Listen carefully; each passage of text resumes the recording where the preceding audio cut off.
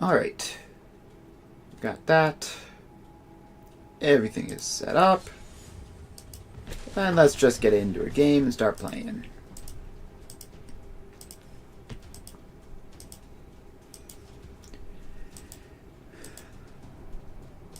Alright.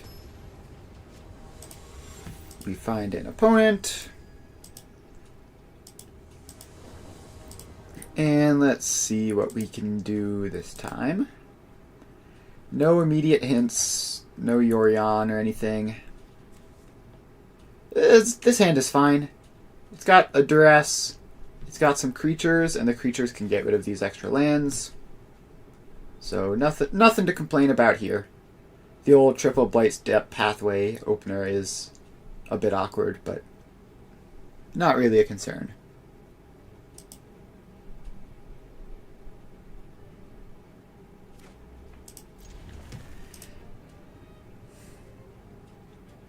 Alright.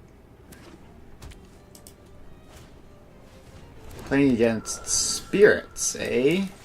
In that case, we lead on Thoughtseize, because they might not have any non-creature spells. They probably do, but never hurts to make sure.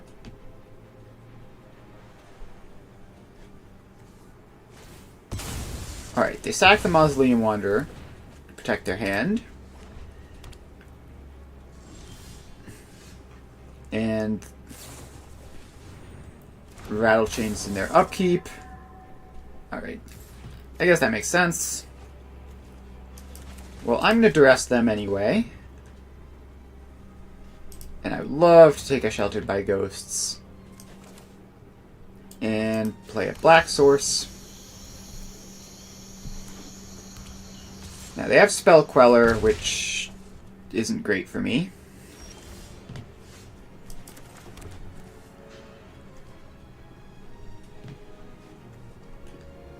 So I need to find a way of beating the Spell Queller at some point. I think I just have to play into it, unfortunately. Like, I just need to play into it, and then draw a removal spell for it, and then get my Fear of Missing Out back. I think that's how we win here.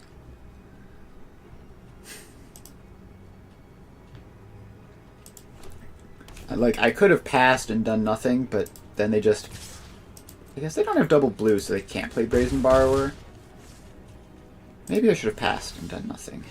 Ooh, Shieldred. Shieldred is a big, fun thing that doesn't get Spell Pierced. I assume they're going to Brazen Borrower her.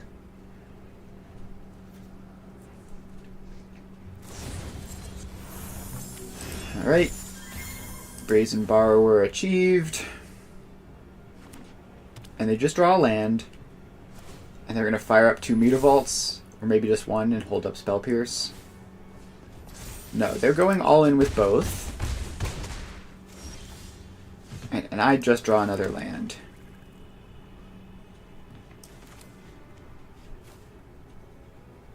I think I'm dead here, unfortunately. Like, they fire up the other Mutavault, attack me with everything, and then rip. If I had 1 life gain, then just 1 shield trigger and I would be doing a lot better. But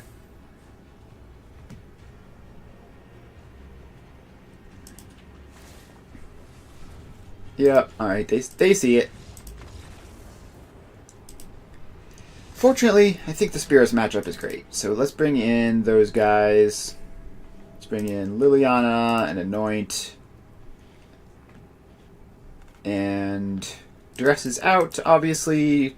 Not many non-creature spells in there to worry about. I need another cut. Like, these ground-based creatures are kind of miserable. Like, they don't block anything. So I think I cut 2 Fear of Missing Out and bring in an Invoke Despair. These are mostly not 1-mana creatures, so Hidetsu consumes all, not doing all that much.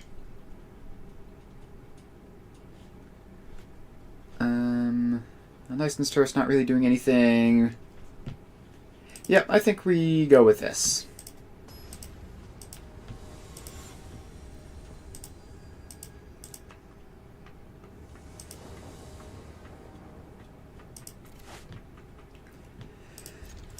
Alright, let's just keep a hand. And I don't know, if they have lots of interaction, then this could be a problem, but if they don't have lots of interaction, should be able to get rid of the sulfur springs because we have our colors. Alright, draw another land is not what I want to see here.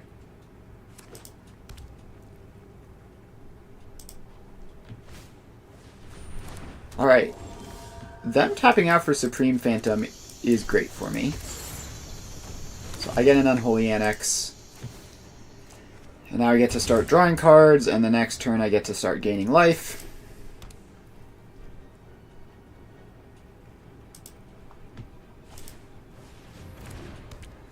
Alright, they have Sheltered by Ghosts on the Supreme Phantom. Just need to top deck a removal spell for that, and we are in business. Like Torch the Tower, for example. That has Ward 2.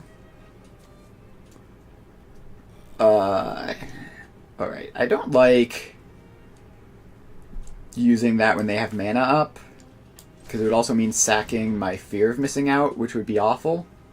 So I'm just going to play out a Fable, get a token, and then try to Torch the Tower next turn when I have more mana available, and hopefully they'll tap out. Darker Wastes. That's just that thing. Alright, Mausoleum Wanderer is very annoying for me. It's kind of a major issue. Fortunately, I get a bunch of draws at more. So let's get rid of 2 lands, draw 2 spells, play a land. So that is 2. That is 2. Alright, we attack here and then torch the Supreme Phantom with Bargain. Hopefully they'll block or something for some reason.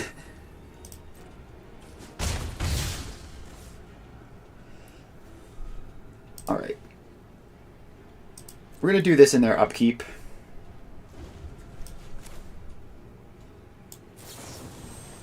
Cast with Bargain, target Supreme Phantom. Sack the Goblin Shaman. Keep the treasure because we might need the mana. Pay for Ward 2. We have the mana to pay for Mausoleum Wanderer. If they have another counterspell, they get us here. But if they don't have another counterspell, they're cooked. Alright, Wandering Emperor can +1 to save the Phantom. Alright, that is frustrating. I'll take an Anger, but I don't think it's going to be enough. Alright, the good news is they've tapped out on their turn, so I don't know, hopefully we get something. Like, I don't know, maybe I shouldn't have kept Anger, it doesn't kill the Supreme Phantom.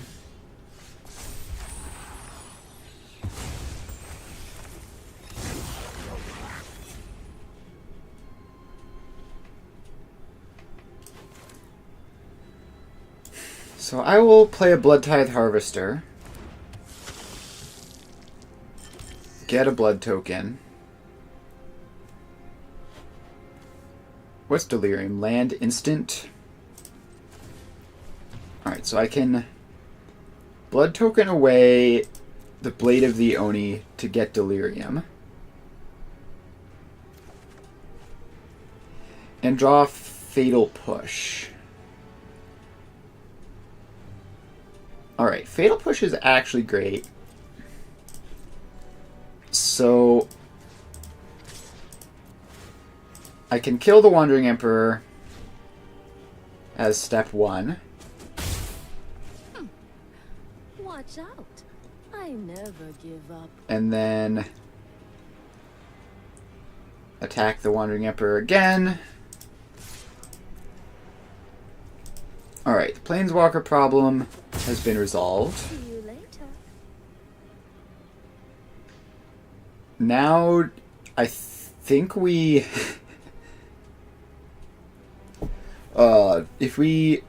if we push here, that just eats the Mausoleum Wanderer. So I think, as awkward as it is,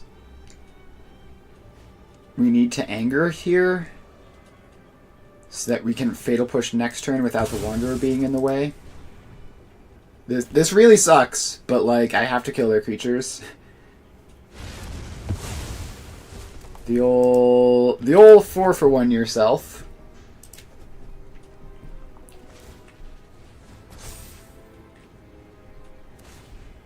Yeah, now I take a billion. Oh, Mutavaults are spirits, so I die. Cool. Yeah, my opponent just had every card they needed when they needed it. You know, like, if the Spirits deck draws well, it can win. I also feel like I probably didn't make good mulligan decisions. Like, both of my hands were not super interactive. The first one was fine in the blind, but the second one I definitely should... I should have mulliganed a basically a 2-spell hand, I think.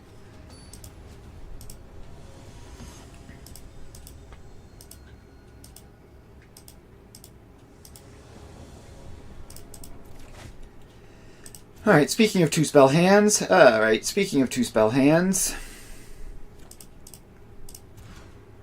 Alright, this is a 3-spell hand. That's something. That's 2 or more. Alright, we've mulliganed to Oblivion and cast Duress. I'll take their Fable of the Mirror Breaker. Their Duress is a whiff, which is huge.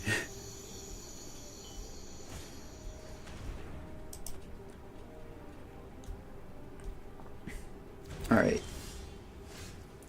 Now we play a tap land and hope to top deck better than them.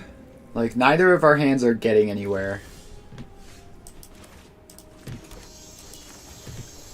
I'll play my Blood Tithe Harvester. It's going to get Fatal Pushed, but it will leave behind a blood token.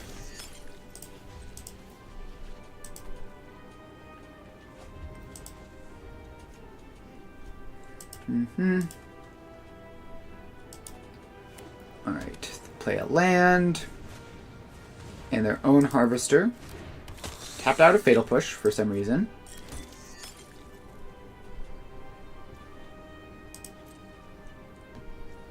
Alright, I think I just push their Harvester and attack for 3 while the attacking for 3 is good.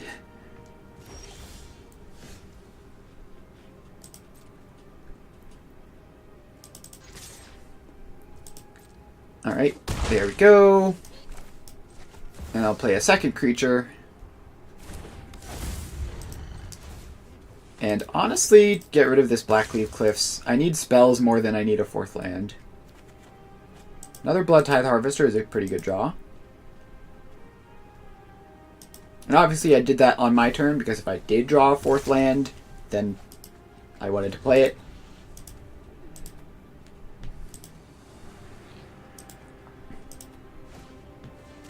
Alright, they have a Thoughtseize, which punishes me for that decision. I still think it's fine, though. And they have a Fear of Missing Out, which gets rid of a Mutavault. And I assume they're just going to Fatal Push something. Yep.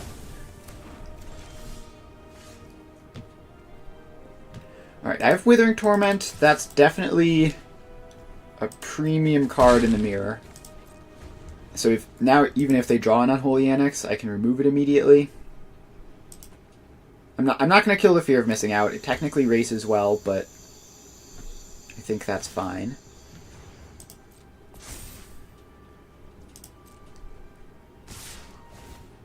Yep.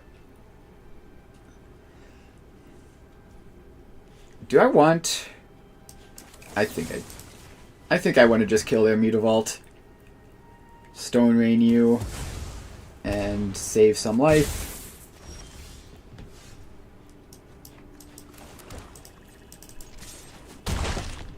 Now, obviously, if they top deck an Unholy Annex, I'm a little sad here. But they're not gonna. We're just gonna race with our creatures, and then I'm pretty sure I win because I started early. I really need to stop drawing lands.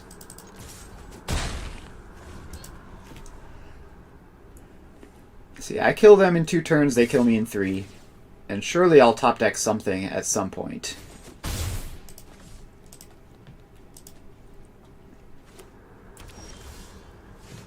Alright, they don't take their second attack.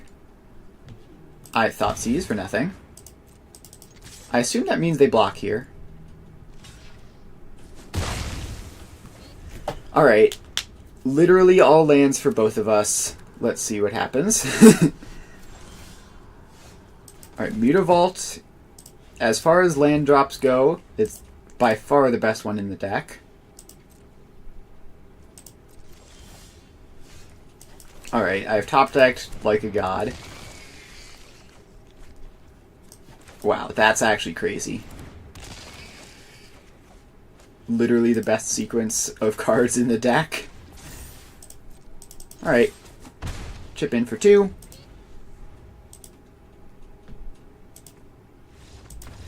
Alright, yeah, that... Definitely we top decked better than our opponent in the endgame there. Which, you know, it's a mirror, so that's going to be what decides things. Let's see, bring in a bunch of cards. Probably not going to keep all of these, but... Duresses and Thoughtseize is out because endgame top deck wars happen. And... let's see here. Bankbuster is great value. Extinction Event, Anger the Gods, help the game go long. Fatal Push kills Shieldred, and Giant Demon tokens. Torch the Tower doesn't kill either of those, or really Fear of Missing Out super well, so I think it's probably the worst removal spell in the deck, so we'll cut it.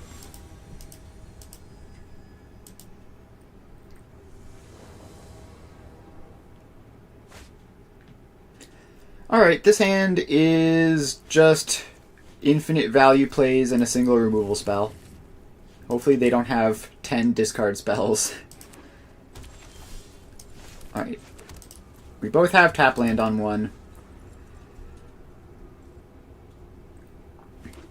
Opponent has Mutavault and nothing on 2. I'll play a Reckoner Bankbuster out. Seems pretty good.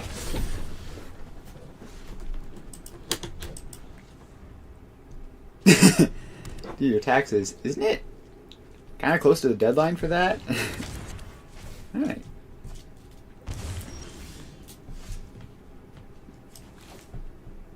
Yeah. Yeah, alright. Well, I wouldn't recommend putting it off to the literal last day, but that's probably fine. Alright. Yeah, we're just doing Rakdos midrange, currently in a mirror. Let's see what happens. That's fair. Alright, opponent has played a second Unholy Annex. Alright, so goal number 1 is snipe the Mutavault. Goal number 2 is to have my own thing going on.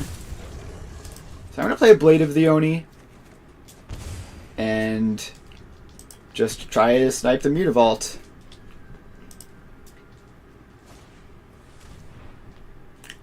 Oof. They have the Duress.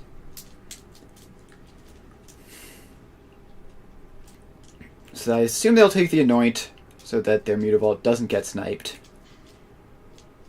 It still leaves me with Liliana, Unholy Annex, Fable, the Mirror Breaker.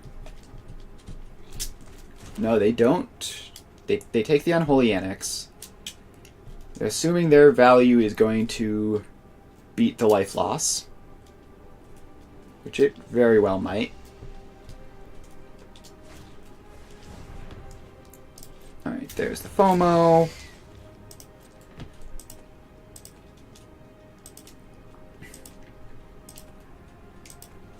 Alright, do that. Second Mutavault, and they can fire up both this turn. That's rough, buddy.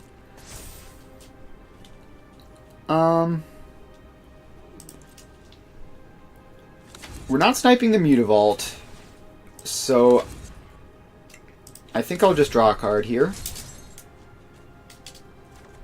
Gotta keep up with my own value.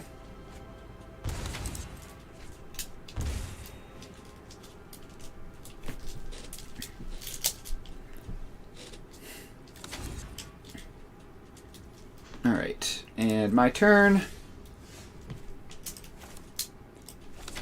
Play a land. Play a Liliana, get rid of their fear of missing out. No more distractions. Let's make this -1 creature for you.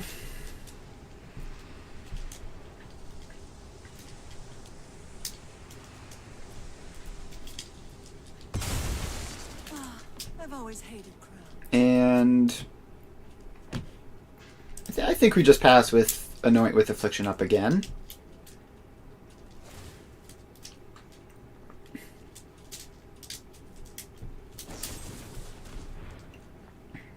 Alright, they have Fatal Push.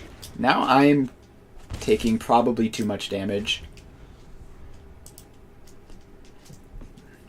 Yeah, I take a lot of damage here if they just like push through every opportunity they get.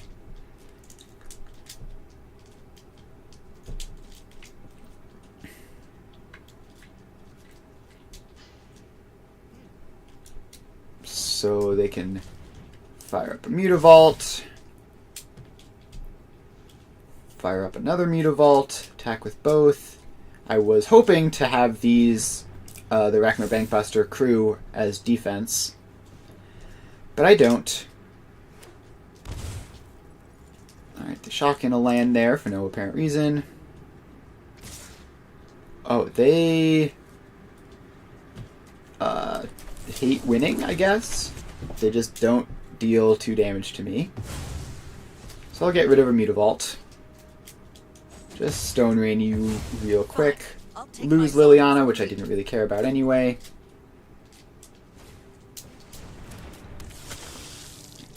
Play a Harvester. And then I go down to 6. Yeah. That's a thing. Alright, let's fire up the Mutavault. Not go attacking. Draw a card, back up to 8. I should have played the Blood Tithe Harvester. I have nothing really to do with all of this mana.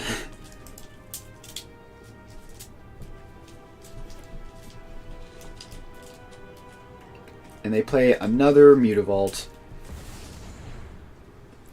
And a Shieldred, because of course they have a Shieldred.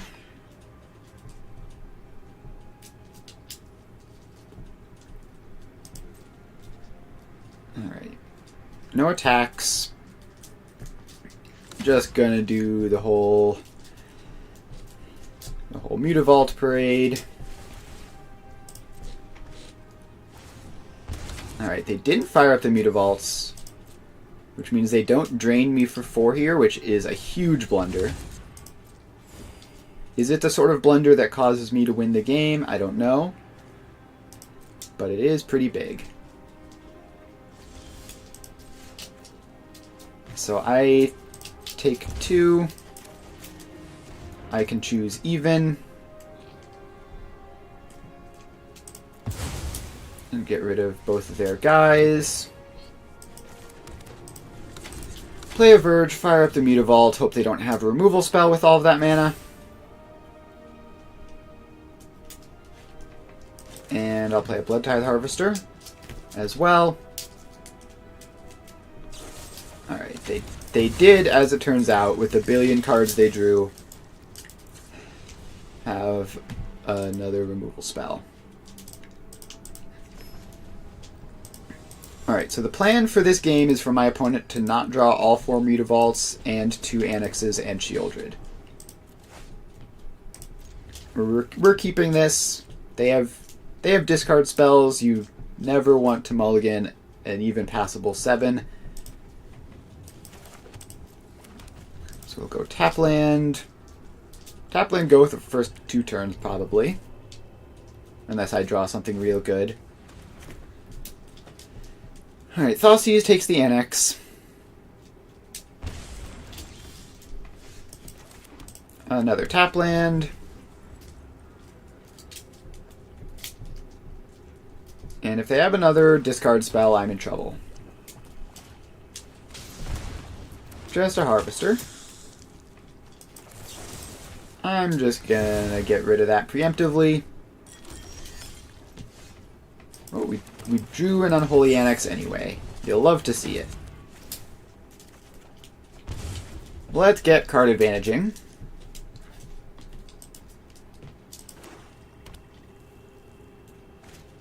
Mutavault Fable.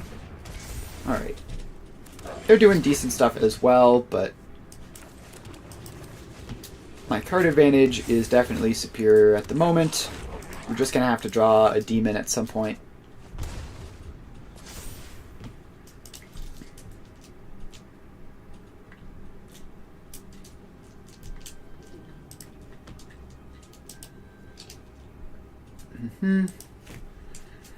Alright, they discard a Blade of the Oni and a Swamp. If they're discarding a Blade, their hand must be pretty good.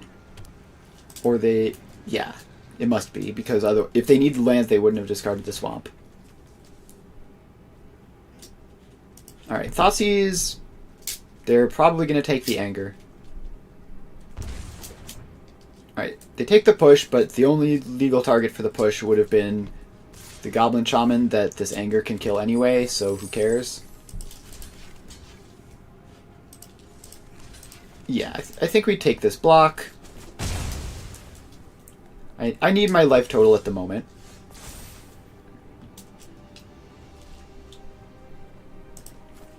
And I don't think I need the Anger.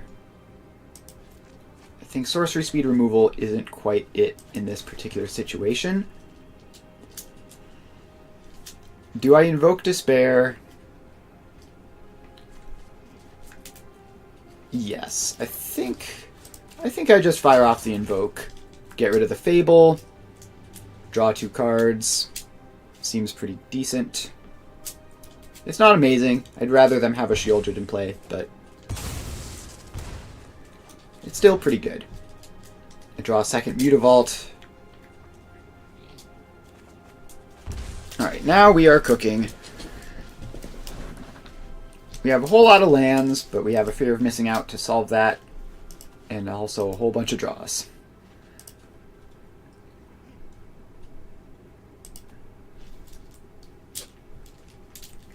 Opponent is thinking hard.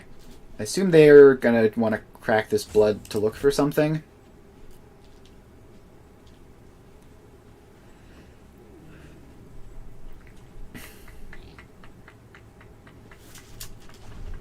Alright, they don't. They like what they have, apparently.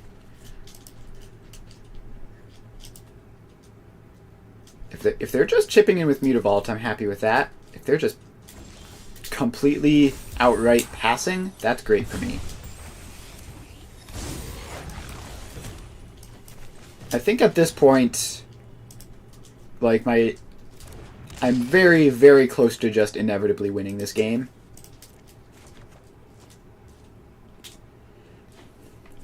Do I have anything to Takenuma back? Not at the moment.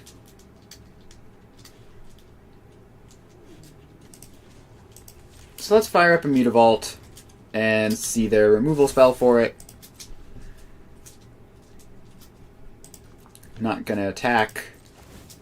My Mutavault is way more valuable to me than theirs is to them at the moment.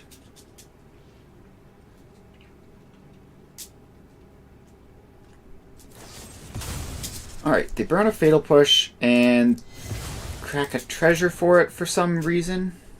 They didn't need to do that. Mutavault is mana value 0. So unless they're using the other 4 mana as well. Anoint.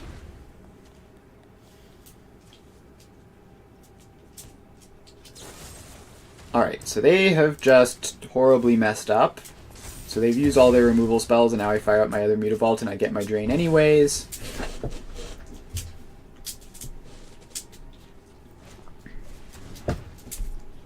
Alright, Blood Tithe Harvester, don't really care. Now we're at the point where Ritual Chamber unlock is probably relatively safe. But there's no reason to do that when I can Liliana the Blood Tithe Harvester. Nobody knows. Actually, do I just want a plus? I think I just want a plus here.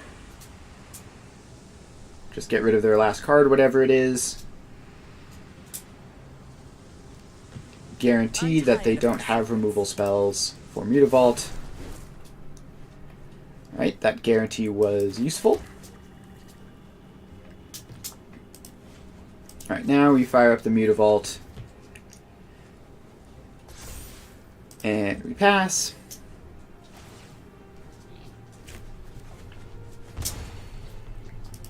Alright, so we probably lose Liliana here. Actually, we can save it by trading a Mutavault for the Harvester. Or a Mutavault for the Mutavault. And saving Liliana is probably worth it.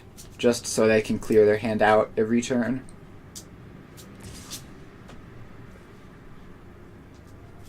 Alright, they're just swinging for 3, which means Liliana lives. So I'm fine with this. Now you've got Go to 1. And I'll take your last card. Get rid of this Haunted Ridge. The Takenuma could do something at some point, maybe.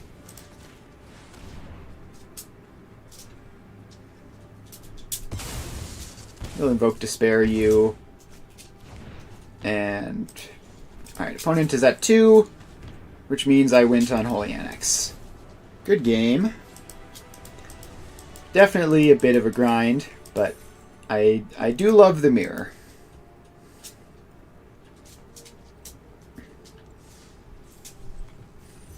Alright. And another one.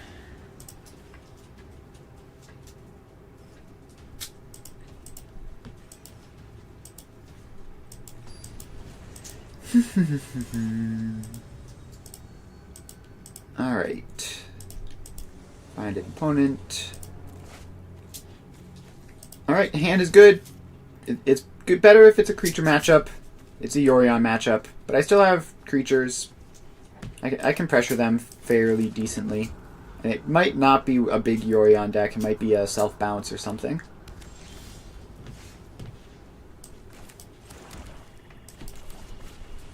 I'm going to play the Harvester first. It's a bit better aggressively on 2. Fear of missing out is better aggressively later. And Birth of Meletus. Alright. Opponent is doing something, that's for sure. I'll get rid of a Fatal Push. This might be like blue-white control or something. With like Birth of Meletus as like value and life gain. Or it might be mono-white. I've seen 3 basic planes so far out of them. Yeah, I think this is mono-white something or other. Do I want to Fatal Push anything? Not really.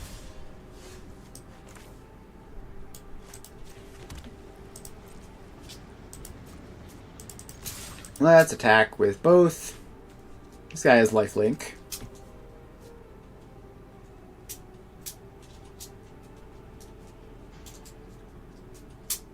See how they want to block. They can obviously block with the wall and just take 2 here. They can block with both, turn the Innocence into an enchantment, take 0 here, and actually gain 2. Alright, they elect not to use their wall for any purpose.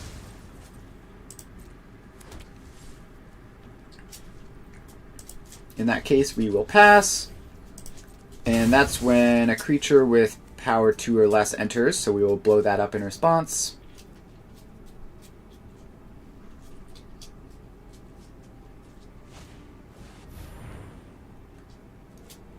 Caretaker's Talent. That's probably... Alright, let's kill the Enduring Innocence. Fatal Push the wall, fizzle their trigger. Alright. And now we can Blood Tithe Harvester, play Fear of Missing Out, draw a card. Someone is doing something crazy with vehicles across the road. Alright, so we've managed to shut them down a fair amount. Now we're at the point of the game, though, where they have 6 cards in hand and a Caretaker's Talent in play, and I have 3 creatures. Alright, Enduring Innocence dies to torch the tower.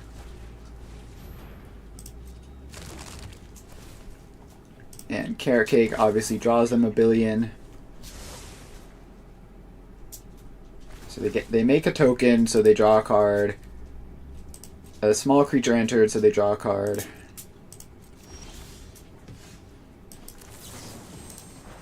So we can torch the Innocence, kill it permanently.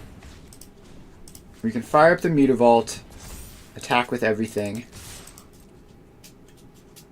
And I have no idea if this is going to be enough.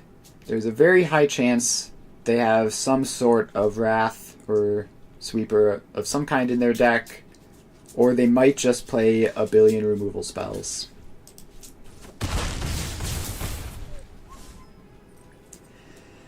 I'm going to keep the Verge to Blood Token.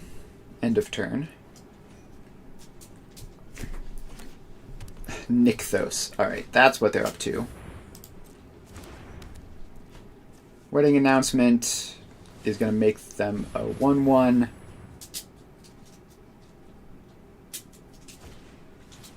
Another Wedding Announcement. Alright, well, these Wedding Announcement tokens are going to be an issue. Let's see what I get off of that.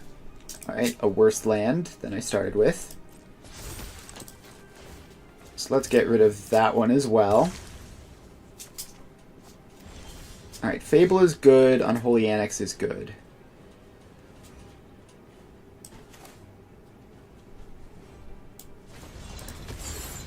So let's play Unholy Annex, fire up Mutavault, and attack with the rest of the guys. If I attack with Mutavault, they can double block, which would be bad for me, I think. So if they double chump here, I'm only getting 2 through, but at least I'm keeping their board relatively clear. Alright, they trade for the Harvester.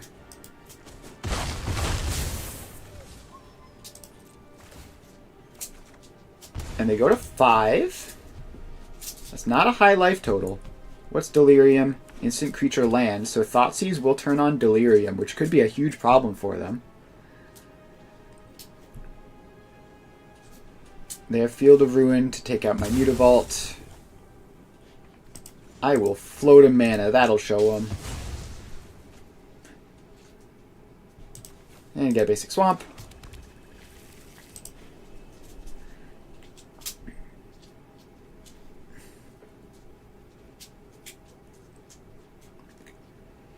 Alright, what is remaining in your deck, opponent?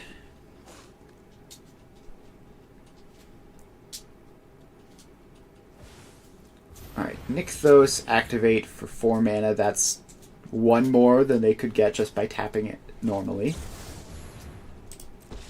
Wandering Emperor probably takes out a fear. Anyone who harms my people must contend with me. Alright, and gains them 2 life, which is pretty important for them at the moment.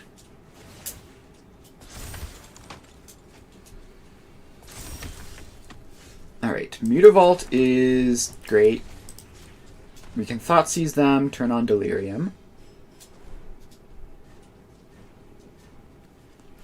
Take Perilous Snare, I guess. That is the one that beats the Unholy Annex Ritual Chamber. Alright, let's attack you. Untap my fear.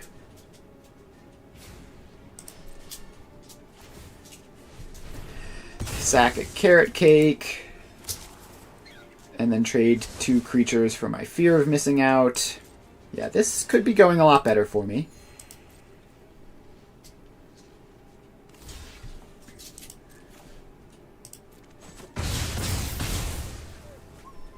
Alright, I'm going to make a demon and hope that that is enough.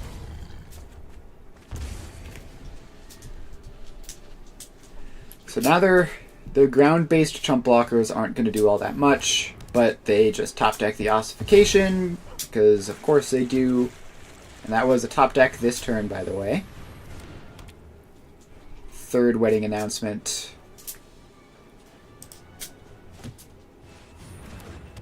Second Caretaker's Talent.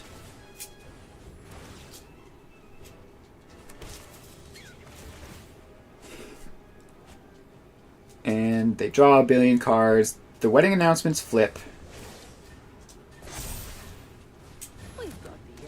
Birth of Meletus gives them even more infinite value. Not that they really need it.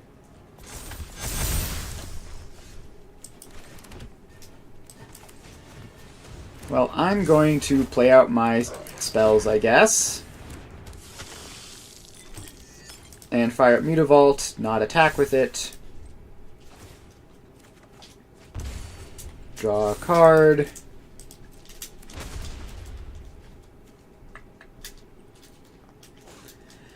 And I'm super dead just to all of this nonsense, right? Like, if they just... I think if they just straight up max level their 2 Caretaker's Talents, I die here. Alright. Play an Enduring Innocence instead. Probably with Nykthos, they can do both. Yeah, I'm going to concede. I've seen enough. Anger of the Gods in. Hidetsugu Consumes All in. Extinction Event in. Invoke Despair in. Anoint in. Liliana seems bad against their infinite token deck. Fatal Push seems bad. Like, most of their creatures are either tokens or Enduring Innocences. Duress and Thoughtseize seem good to tear apart their combo. Let's see here. Fear of Missing Out, probably good. Blood Tithe Harvester, probably bad. Because it's just easier to... It's just easier for them to deal with in combat. And... yeah, cut 1 Fear of Missing Out. Going down on creatures because, like, they're never attacking profitably in combat. They're only blocking kind of okay. Alright, the 1 spell hand is a mulligan. This is fine if we draw a land. Let's bottom Invoke Despair. It's a billion miles away from happening.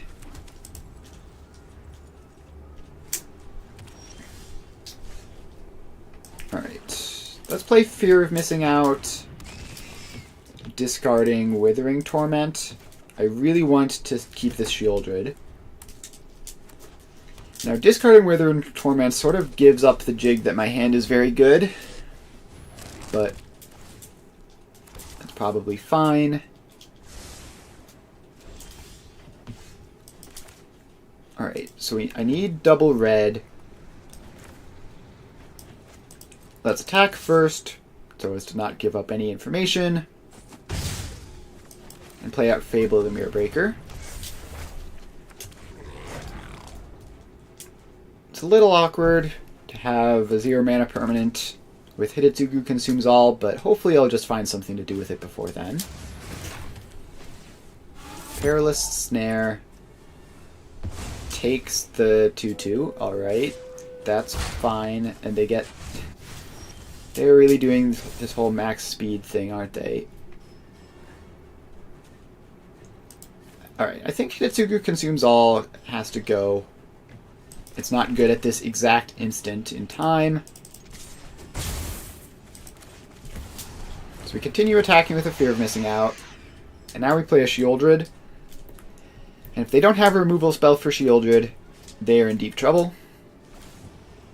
Right, no instant speed, they might have a second Perilous Snare. Maybe I should have not attacked with the Fear of Missing Out to try to protect max speed.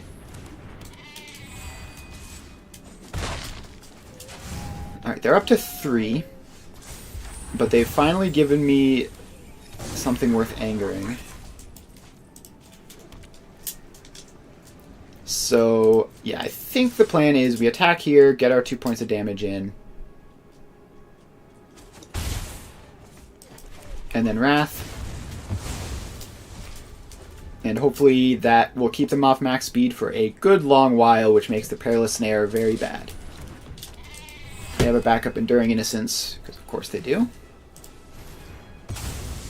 And they have Carrot Cake to make another 1/1.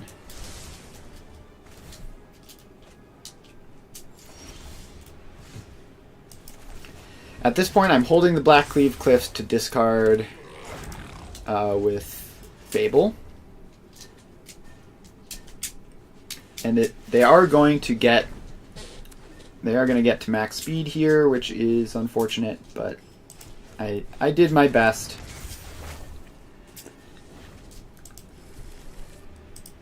Restoration of Iganjo. Add Yorion to hand. Alright. Thank you, Fable of the Mirror Breaker. Please give me something good. Alright. Fear of Missing Out isn't terrible. They also didn't give themselves max speed, which seems like a punt. Now I get my guys, and I'll attack to get a treasure. Alright, they block, which gets rid of the Enduring Innocence temporarily.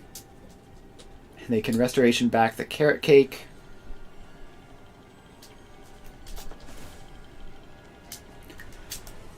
Alright, opponent is doing some nonsense, that is for sure.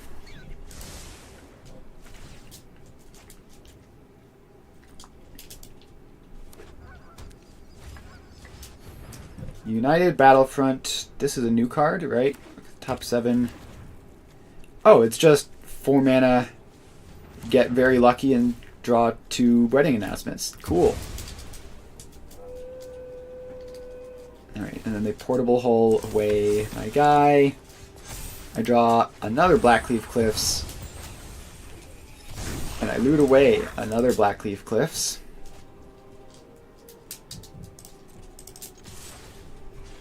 Attack with the Fear of Missing Out.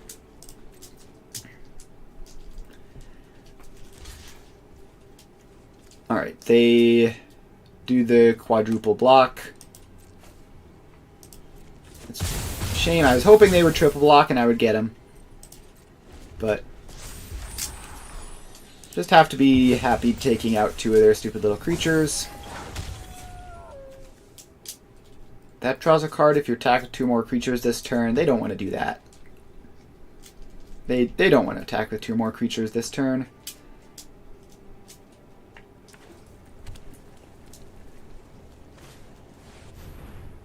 Alright. They get to Yorion and do a billion things. That's disgusting.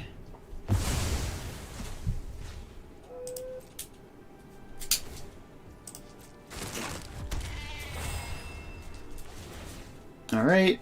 Portable hole. Perilous snare. Restoration of Aganjo gets them a plains.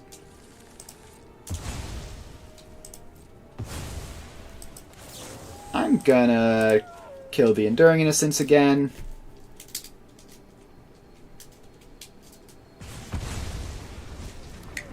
Before they get their rabbit.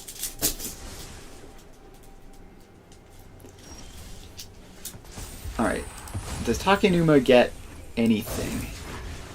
It gets a Fear of Missing Out, which draws me a card. Which is Invoke Despair, which is not exciting when at this exact moment.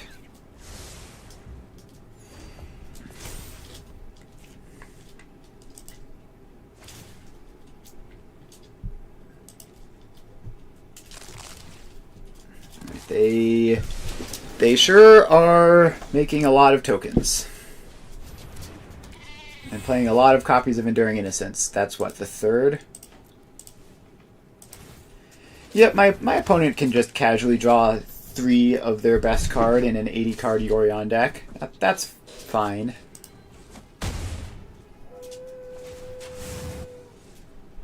Alright, they're finally up to max speed, which means Perilous Snare can start doing things.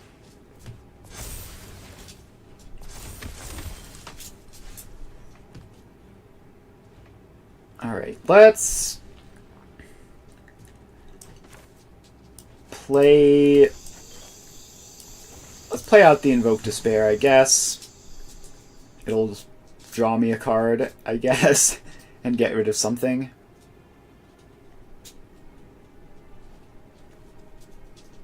So I guess they can get rid of like a token plus Enduring Innocence. No, they... Alright. Let's make a Fear of Missing Out copy. And let's Thoughtseize you. Take your Caretaker's talent, you'll love to see it.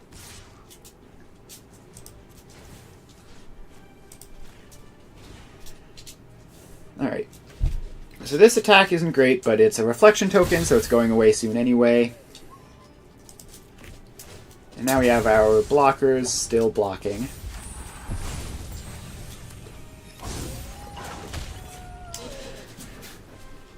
And every turn I live, I think probably that Invoke Despair was probably just very bad.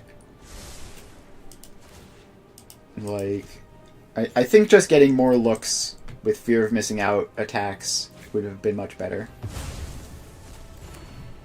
They have a lay down arms for my reflection, which sucks.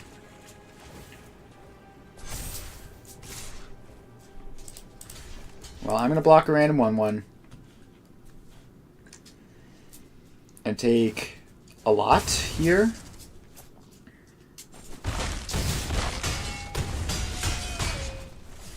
Alright. I am at 4.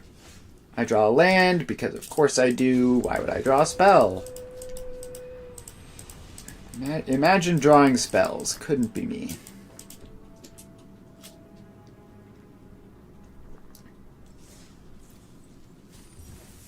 Alright, let's do another one.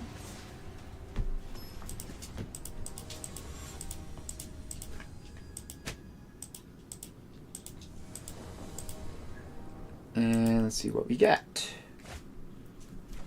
This hand is good. We've got Thoughtseize, and we've got mid-rangey stuff. Might not matter against elves. We'll see how much work this Thoughtseize can do. It's not elves, it's some nonsense. What is that? Well, that kills Shieldred. I don't want them to have the thing that kills Shieldred, so I'm going to take that.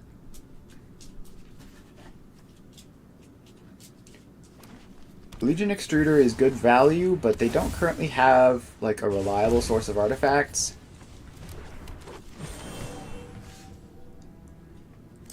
I'm going to take their other Legion Extruder and play a tapped Blood Crypt.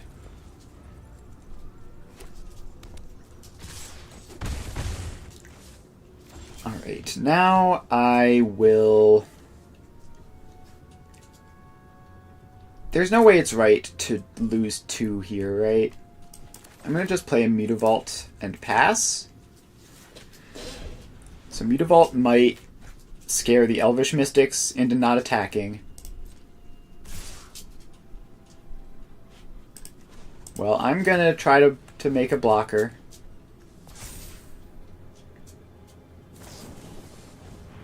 I get Burst Lightninged.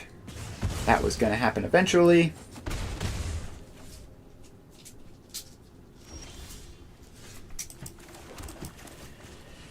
And Fable the Mirror Breaker. So the upshot is they Burst Lightning the blocker instead of my face, which potentially, you know, it's always good to get the burn decks to do that sort of thing. Alright, we get a Fable trigger and opponent concedes. Alright, I'm not entirely sure, is opponent just straight up, like, Gruul burn? Or is there artifact synergy that I'm missing?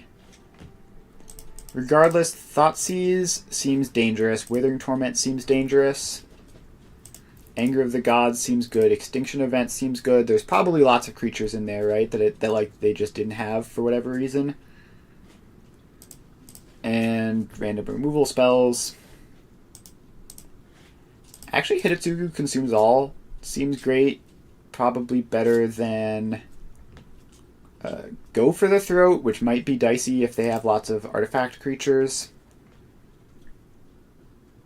And Duress might be scary if they have a lot more creatures than I saw in that matchup. Like, they could be a creature-heavy deck with a couple spells that they just happen to draw that game.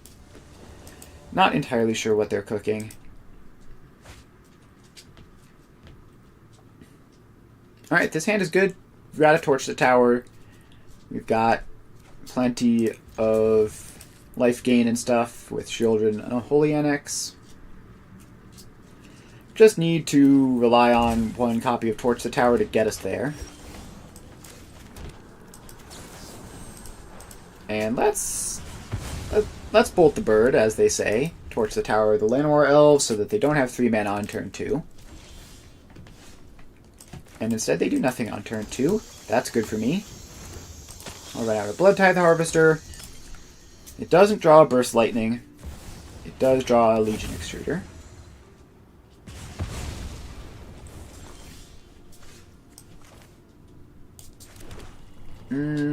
I think I'm comfortable enough on life total to play Unholy Annex. This could be very dangerous. This could go very wrong for me. But I feel like that is the case. Pick your poison. Opponent seems to agree that that was relatively safe for me. Shieldred is in play. And getting omened. Sort of half expected that. I was hoping they wouldn't have it, but I'm not surprised that they did. Play a tap land and pass. We are still at a comfy 18. I still don't know what my opponent is trying to achieve. Lumbering World Wagon. What is that for? Is that just like a value card? Is my opponent just strictly playing like a mid-range deck here? And that just ramps them a lot? I don't know about that one, Chief. Seems kind of mid. I guess they can Legion Extruder it. Let's get rid of Anger and Fatal Push. And play an Unholy Annex. That requires 2 mana to do its thing. So this attack is safe. And we end turn with a Demon in play. Back up to a nice comfy 20. And we're drawing cards over them.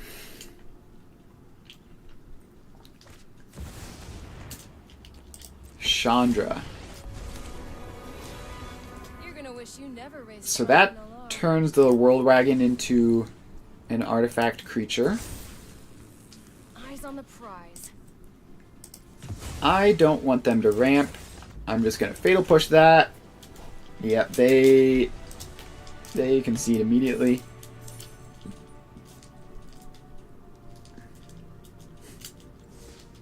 Alright, I don't know what my opponent was doing, but whatever it was, it didn't seem especially strong. The Omen Dragon would be good if Shieldred were more of a thing in the meta. Like, 2 mana deal 5 to a thing is fine. I don't know, the Dragon side seems mid, but it's attached to a decent-ish card, so maybe it's good enough, but certainly not with whatever my opponent was trying to do.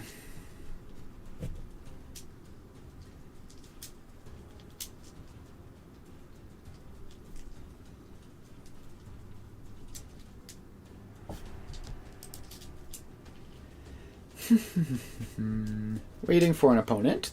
Queue seems longer this time.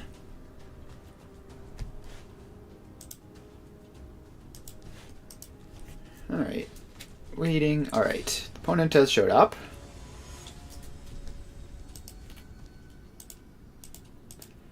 And let's see here. Play first. Well, we're not going to lose the game quickly. That's for sure. Duress, 3 removal spells. Alright, this is not a terrible matchup for Duress 3 removal spells. It is not going to be easy, though. Like, Thoughtseize take the go for the throat, and then I need to get Revolt somehow.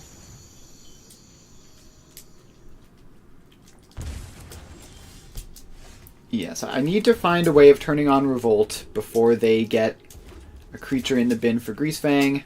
If this Parlor just surveils something, I swear. Okay, it didn't. We top deck that, which should give us a treasure, which should give us Revolt. They shouldn't have 0 mana ways of getting a threat into the graveyard, and also they shouldn't have a threat. Alright, there's a Kroxa. Sure.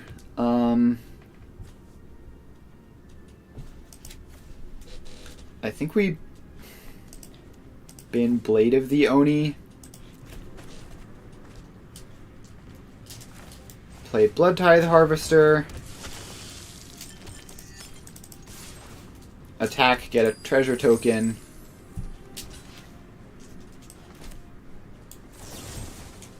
I think the treasures are going to be important enough that using one of my 2 fatal pushes on that is fine. I'm not expecting the next one to have to be used this turn anyway.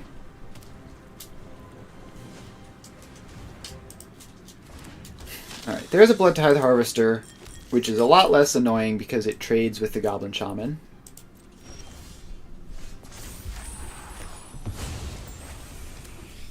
Alright, Thoughtseize is great. So I'm going to attack with my guys, get another treasure.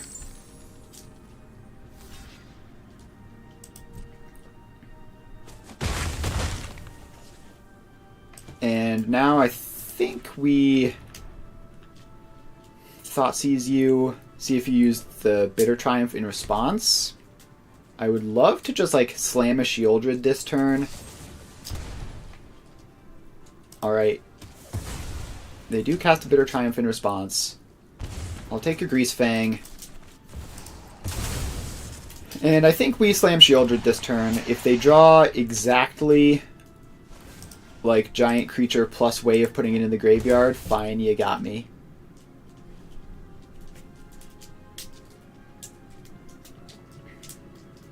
They're probably just going to escape Kroxa, take my Fatal Push.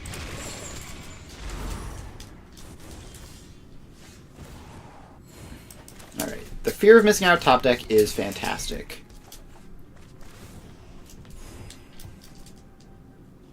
And do I attack with Shieldred and trade with the Kroxa? I think not. I think I play a black source here and just pass. I think at this point 4th land is probably more valuable than a redraw. Hard to say, but opponent has had enough. Alright, so they're Greasefang, so let's take Unlicensed Hearse. Anoint with Affliction deals with all their stuff quite well. Hidatsugu Consumes All is kind of graveyard hate. Duress, like most of their non-creature stuff, they want to go to the graveyard anyway, so I'll cut that. Thoughtseize is good because it can take Greasefang, obviously. Let's see here. Fatal Push is like really quite difficult to turn on Revolt. I don't know, maybe we need every instant speed removal spell we can get. And we just like cut 2 Blood Tithe Harvesters.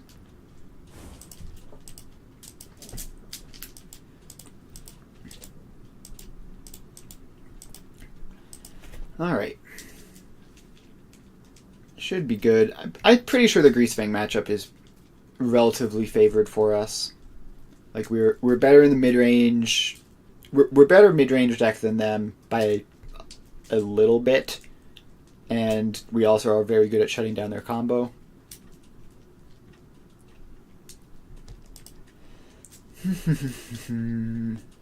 Waiting for my opponent to sideboard. Normally Rakdos midrange people sideboard quickly against it, just because it's very common. Opponent seems to be having more trouble than that for some reason.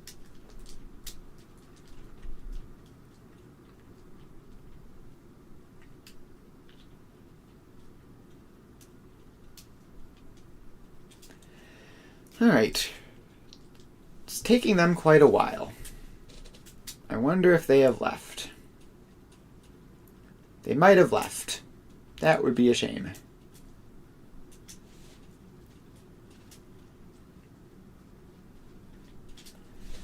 Alright. It's definitely seeming like they are gone. We're gonna have to wait this out all the way, unfortunately. Alright. The game has started. Now, is that because their timer ran out and it automatically started, or have they left? Alright, they have left, so we're just gonna sit here for a little bit longer while the timer ticks down another couple of times. And then my opponent is going to lose. And then we will have wasted approximately 2 to 3 minutes of our lives. And that is what it is. They really need to make these timers less generous. Like, I saw on Reddit that apparently mobile has problems, like the mobile client has problems with like crashing and having to leave and re-enter, and it's like, well then just too bad for them. Like, I don't know, man, it makes the experience worse for everyone to have these long delays.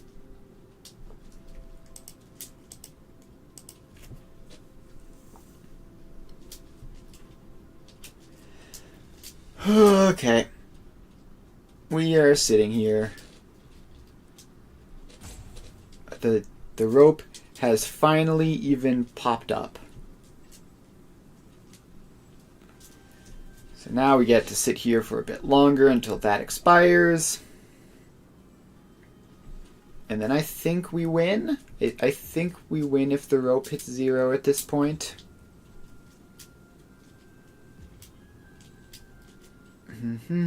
Almost there. Alright, very cool. That was a couple minutes of sitting around doing nothing. To tack on to the probably several hours at this point in my entire life of sitting around doing nothing, having my time wasted by an opponent who's left, and the game hasn't realized it yet.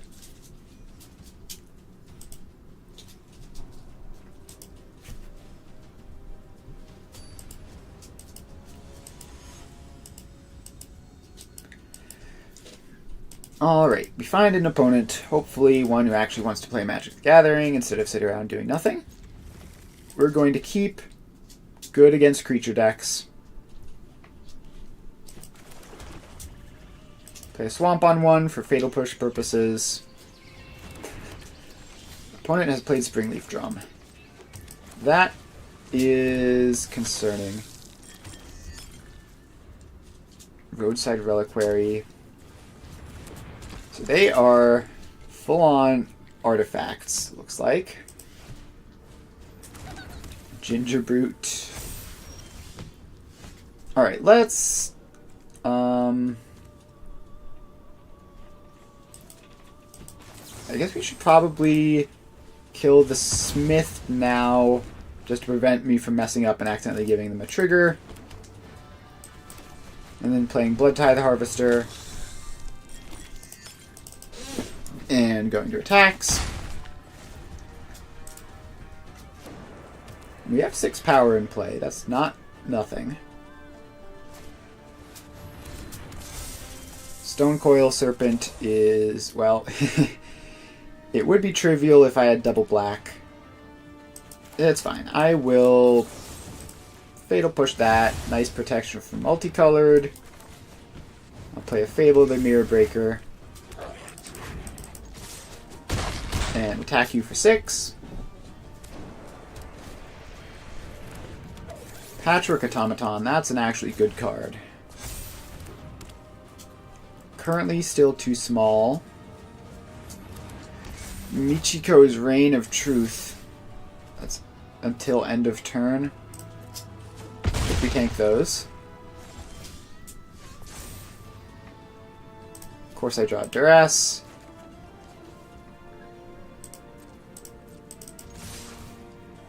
Alright, let's go attacks. Put them to 3. Play an Unholy Annex. I guess we can Thoughtseize them. And they concede instantly. Alright. Hitotsugu consumes all. Hits the Ginger Brutes, the Springleaf Drums, the Stonecoil Serpents. Seems pretty good. Extinction Event hits most of their stuff. Anoints and Lilianas can deal with their bigger things. And Duresses seem bad. What else do we want to cut? I don't really have Artifact Hate, per se. Obviously, black-red. I could bring in... I mean, Damping Sphere probably doesn't do anything. Like, they want to cast multiple spells a turn, but they don't really need to. I'm just going to cut Withering Torment because it's 3 freaking mana. And go for the Throat because Artifact Creature, lol.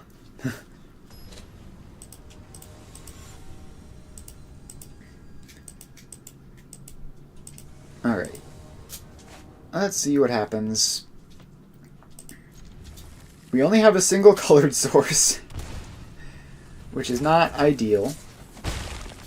But if we draw a second colored source, our hand is great. Alright, second color source achieved. Hand is great confirmed. Play Black Pathway on 1. See if they want to do something like a Michiko's Raid of Truth. Goodbye, Ginger Brute.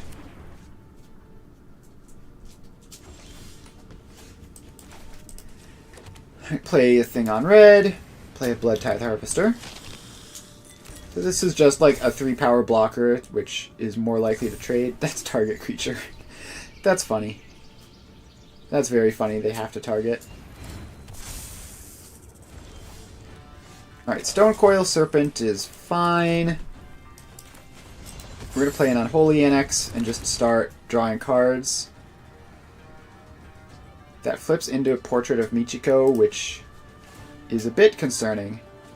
It is going to be a real big creature.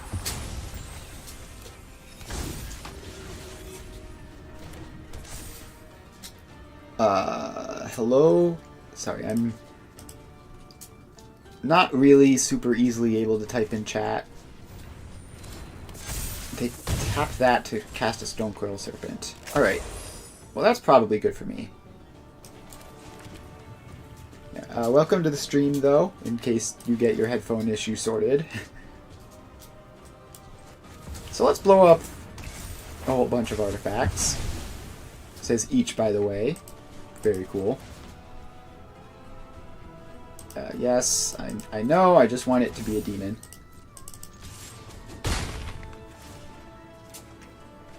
Alright. So the Portrait of Michiko is small at the moment. Ingenious Smith, also small at the moment. Gets another Springleaf Drum. And a Shadow Spear.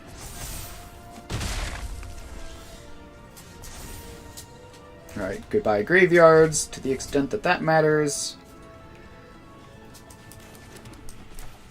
I'm going to play a second Unholy Annex. And just do the Mutavault thing. And I guess I'll also attack.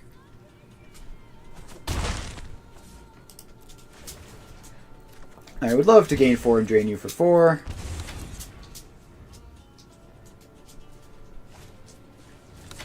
Alright, Springleaf Drum makes their guys bigger. Probably not going to die here, right? Gingerbrute makes their guys bigger.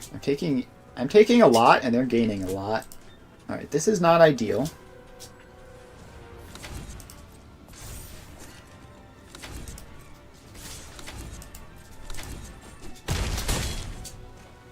Alright.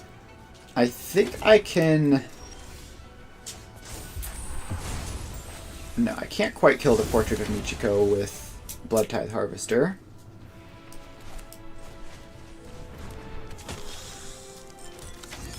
I'm going to play a guy, play a tap land, play another creature, get rid of another tap land,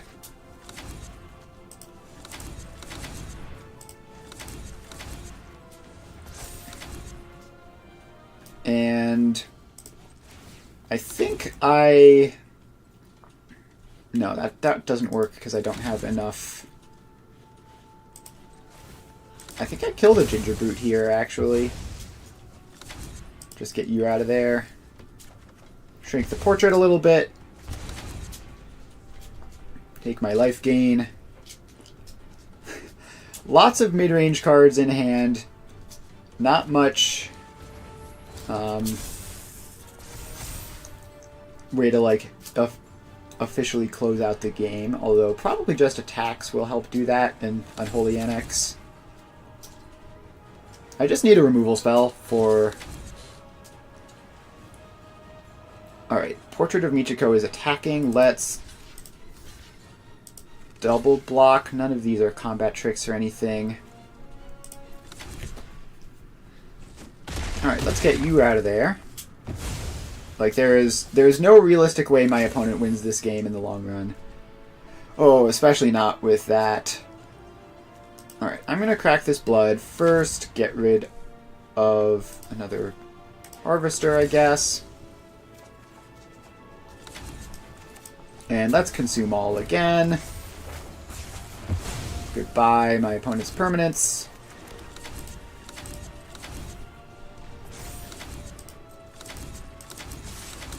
And I will now attack you for a bunch. And draw a bunch. Ah, this is a good type of game. And just for good measure, I'll Fatal Push your last creature. My opponent's entire board state is 3 lands.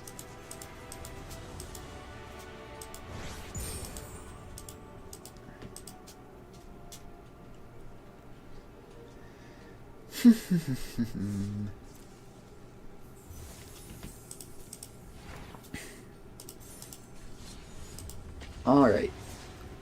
And another one.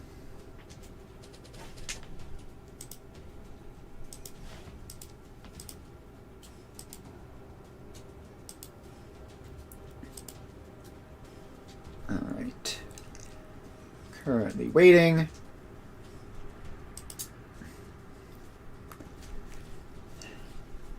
while we're hanging out. I don't know, make sure to follow if you haven't already. I don't know if there is anyone who hasn't already followed in the chat right now, but if there is, make sure to do that. It helps me out a lot. Alright, we found an opponent. Monologuing is a good way to find an opponent. Alright, we have 4 removal spells against opponent who goes Deserted Beach on 1. That's... If this is blue-white control, I'm doomed. If this is spirits, I like basically just auto-win. Play another tap land.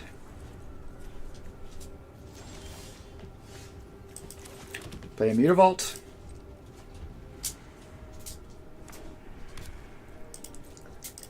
Alright, I think we are playing against blue-white control. Any spirits opponent would have done something by this point.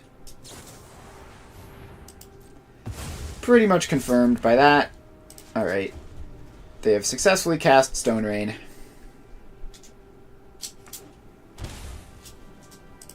Yeah, this is purely just a case of, like, we drew the wrong half of the deck for the situation. I'm going to fire up the other Mutavault and attack with it and get Wandering Emperor. Yeah, there's no need to play this out. I've been Stone Rained twice, and I have all creature removal against, like, the deck where I'm going to be cutting all of these cards. So bring in Liliana, bring in Bankbuster, bring in Invoke Despair. I guess Torch the Tower is fine because it can hit Planeswalkers. And we do need, like, a sweeper or some way of getting rid of their random tokens that they create off of Wandering Emperor. And let's do this.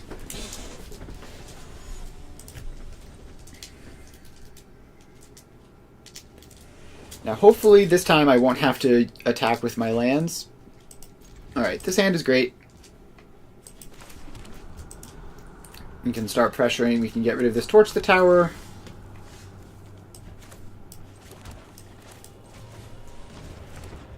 Fear of missing out. Pitching Torch the Tower. Find another Blood Tithe Harvester. I want to hold on to Liliana for a bit while they don't have counter magic up.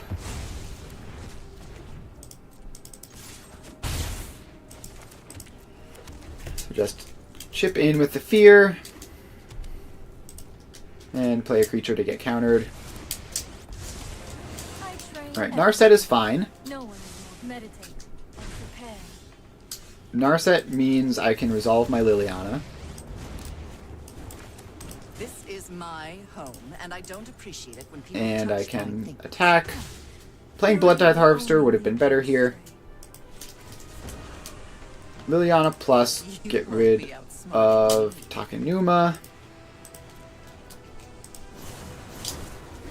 Get rid of a land for them.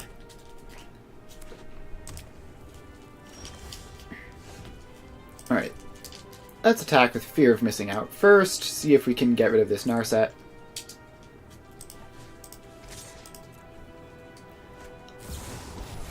Wandering Emperor shows up to party.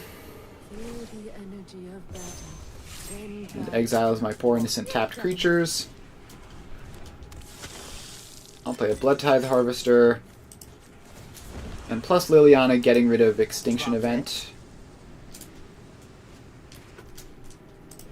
And we pass.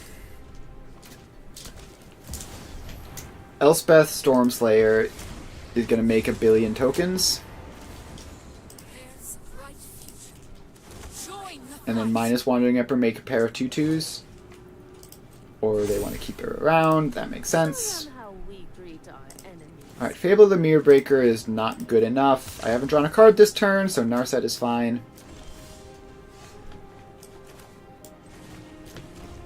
Alright, I can play out my hand and plus Liliana to take their last card.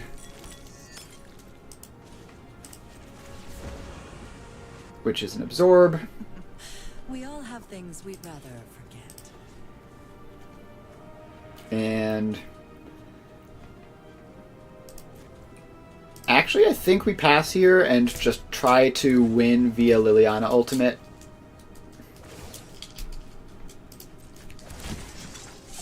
Let your blade do the talking. Wait, why does that give flying? Are you kidding me? Alright, this card is insane, yeah. We're not playing this. We have lost. They have 3 planeswalkers in play, one of which is blatantly overpowered. So, you know, we were trying to do fair things, they're trying to do unfair things. They're doing their thing, which means we lose.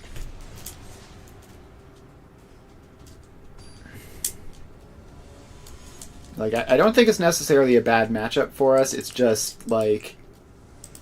It's a matchup where if things go even the tiniest bit wrong at all ever, we just explode.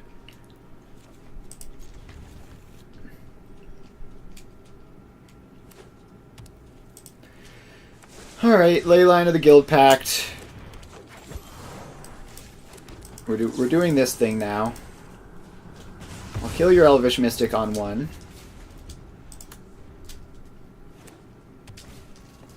Invasion of Ixalan.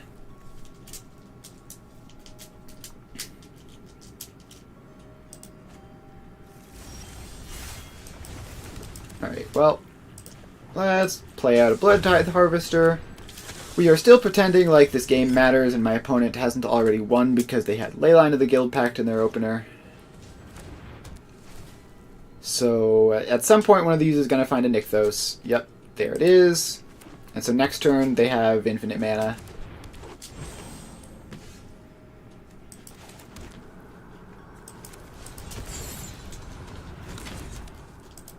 So they're going to generate like 7 mana and 8 mana next turn, right? Because this is +4. That's 6. So this land is +3. Yeah, so they're going to generate a couple of mana. I assume they're even going to cast a spell first. Yep, Wolf Willow Haven. Yep, there's the 8 mana I expected, and Storm of the Festival. And Outcaster Trailblazer. And another Nykthos. So they get to Storm the Festival again.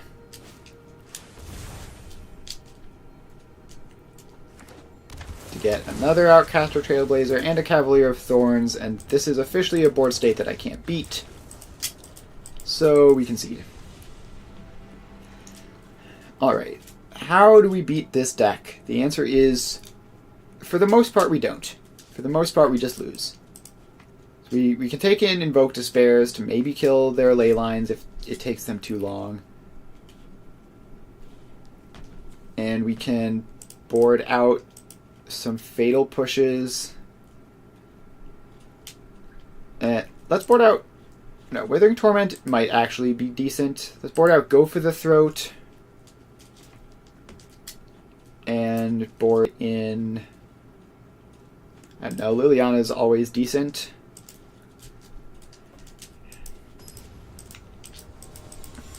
Like, their deck pretty much just beats ours 100% of the time, so it's... You know, it's not worth agonizing over the mulligan decisions when they don't matter. The old quad discard. Alright, this is much better. Because we actually have lands. So I'm going to get rid of the Blightstep pathway. My life total doesn't really matter, so Blood Crypt is just better.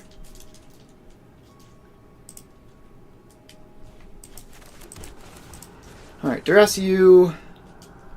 Take your Oath of Nissa. You have double Outcaster Trailblazer.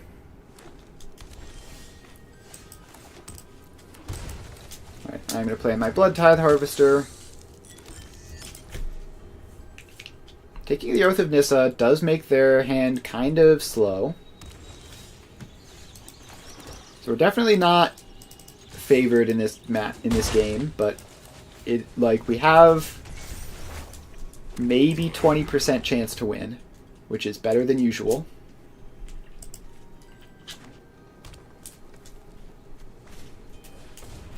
Alright, they drew an old growth troll. Didn't want to see that.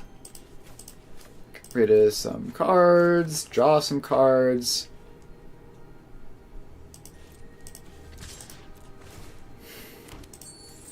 Attack with the guy. Rest in peace, Goblin Shaman. Your sacrifice will not be in vain. Play Shieldred off the treasure. And I guess I could technically kill that, but then it ramps them. I think I want to not do that.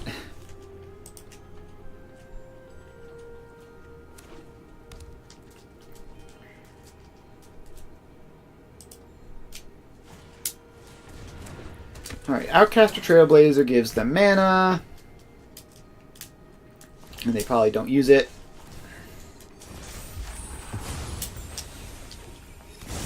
Alright. We're kind of cooking here. I can attack with Shieldred and get Revolt. So I can get Revolt by sacking the blood token and then kill their thing in response to the double block. Alright, they don't double block, they just single block. So obviously that's ramped them, which isn't great, but you have to attack, right? Like, now I have good attacks next turn, potentially.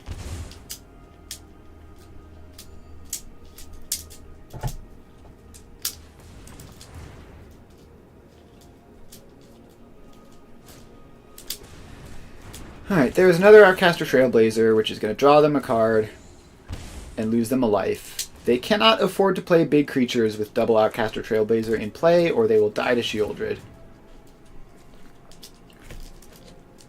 There's a very strong chance that this line leaves them dead to Shieldred.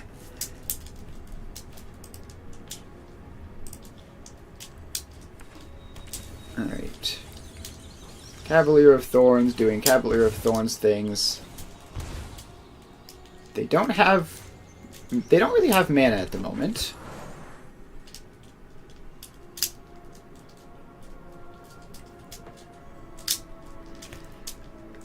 So they have a Nykthos in play as of now. Discard some of these random guys, they don't matter. Gain a bit of life. Alright, if I attack with Shieldred, they can trade with Cavalier, which seems terrible.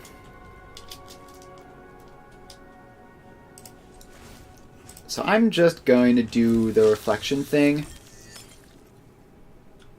which is make a copy of Blood Tithe Harvester. I could kill the Cavalier of Thorns. I'm just gonna chip away at the Elvish Mystic. I want them to have the Outcaster Trailblazers, because, like, those are unironically my win con. And then next turn, I can Blood Tithe Harvester to kill the Cavalier.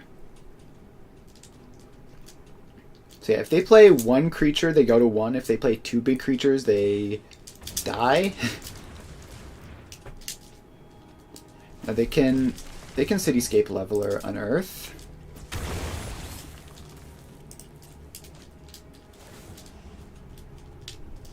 Which is going to draw them a bunch of cards and put them to 1.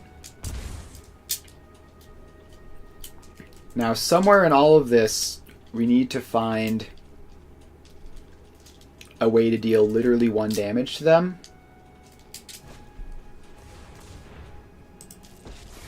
Right, they play a Kiora. Do I have any way of forcing them to draw a card?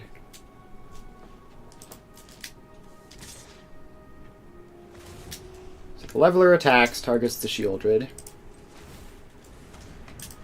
I will discard a Torch the Tower.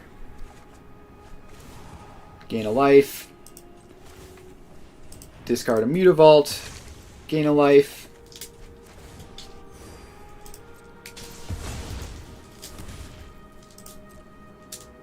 And no blocks. Go to 22. Alright, now my opponent can untap their Nykthos. And we will see what happens from here with 10 mana. Can they gain any points of life? If they can gain any points of life, I will concede in all likelihood. Like, my out here is Unholy Annex. Ping them for 2 and win.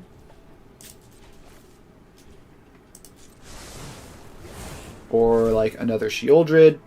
Ping them and win. Polukranos Reborn. Transforms into something. Alright. Reach lifelink, something, make a bunch of guys. Okay. So it's a reach lifelink that replaces itself when it dies, if they transform it, basically.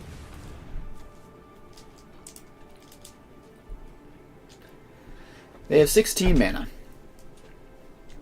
A lot of mana. Another Outcaster Trailblazer. Are they going to be able to win in their second main phase is pretty much the question here. Like they can flip Polukranos. They can't attack with it this turn.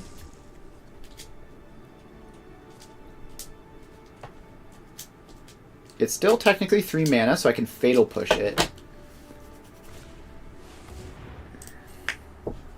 But then that would give them... Yeah, okay. It's Wormcoil Engine, but as a Hydra.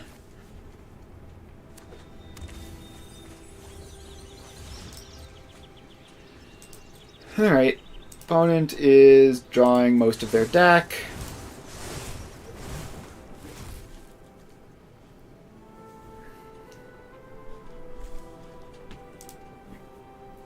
And untapping the Nykthos again, because why not? That's what they need, is even more green mana. Okay, random Elvish Mystic as a chump blocker. Leyline of the Guild Pact to turn everything gold. Another Leyline of the Guild Pact to turn everything even golder.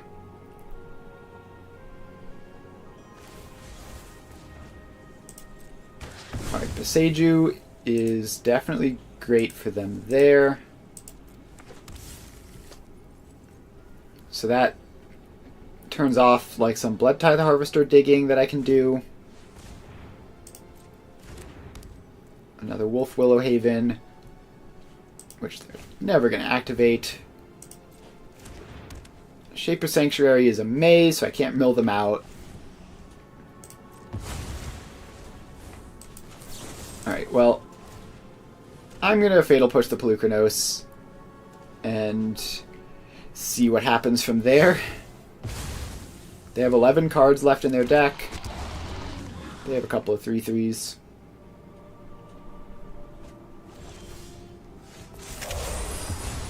Alright, I have, I think, one look. Alright, Blood Tithe Harvester. Discard the Pathway, give me an Unholy Annex. Alright, it didn't give me an Unholy Annex, and we died.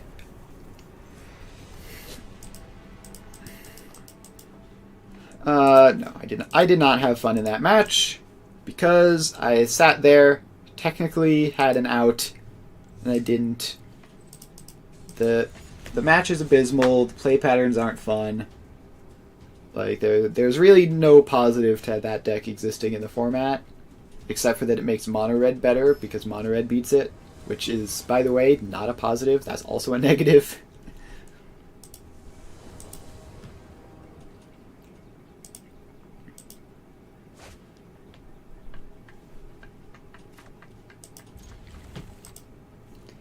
Alright, we have Blackleaf Cliffs, we have Mutavault on Holy Annex, we've got some removal spells. Opponent is on Yorion, so it's another game of Solitaire. And we don't have black-red, so we can't even play our Blood Tithe Harvester.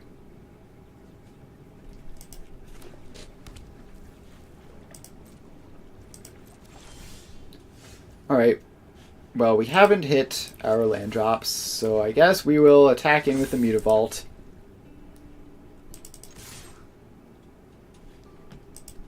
Please just kill it so I can go home. Alright, cool. We have died to our mana base.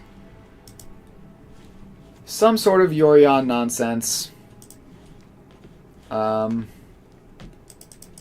Fatal pushes out. Invoke Despair's in. Usually a safe bet against Yorion. Liliana in. Usually a safe bet against Yorion. Let's see here. What else? Rekner Bankbuster instead of Torch the Tower, probably.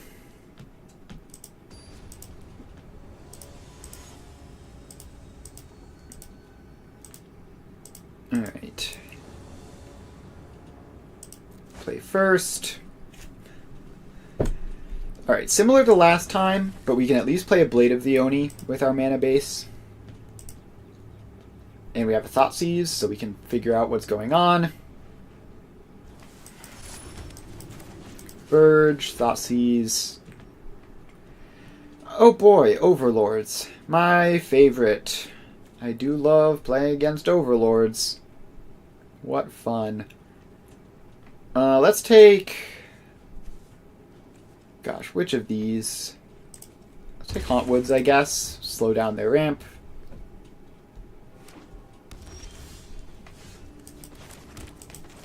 Now I need to draw another discard spell basically this turn, otherwise they play the other Overlord, and I have a hard time dealing with that. Oh boy, guess who just missed their land drop again? I'm having a bit of deja vu. This time I have a Blade of the Oni, and they didn't kill my Mutavault.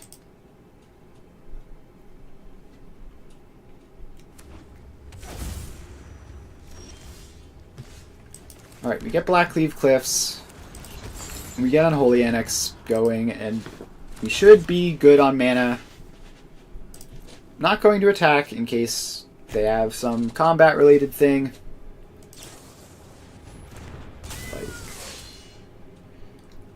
Alright, that doesn't do anything relevant. It just scries 2 and gains them 2 life, which is, I guess, relevant. Alright, 4th land acquired.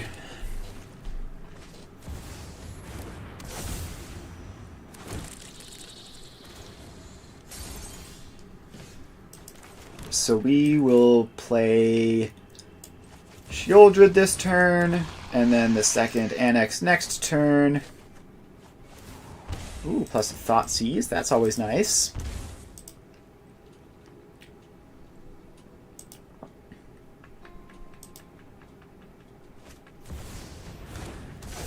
Flood Pits with a Sheoldred in play? Are you sure that that is what you want to be doing here, opponent? Alright. They have definitely cast Overlord of the Flood Pits into my Sheoldred.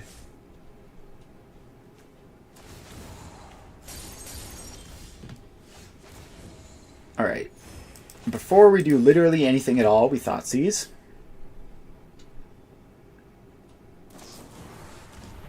Alright, Vanishing Verse takes Sheoldred. Probably should have done that before you cast the Overlord of the Flood Pits. Alright, I think it's really tempting to just... Yeah, actually I think it is important to Liliana take their last card. Enough with the mysteries. Discard I'm tired of your Fable of the Mirror Breaker.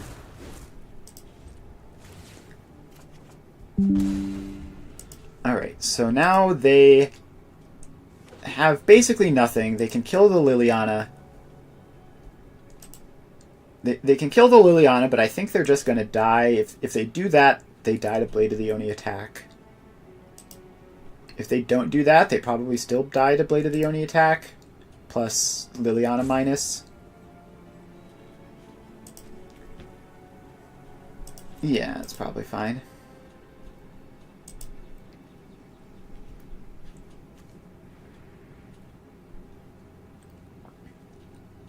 Alright, Kutzel's flanker is going to be the one doing the attacking. I will let him deal damage. Fight with the wrong necromancer. They simply draw Yorion, which puts a single card in their hand against my Liliana of the Veil. I will plus, get rid of Duress, play Unholy Annex, fire up Mutavault, and Blade of the Oni has Menace, so they shouldn't be able to block both of these, so I think this is guaranteed lethal.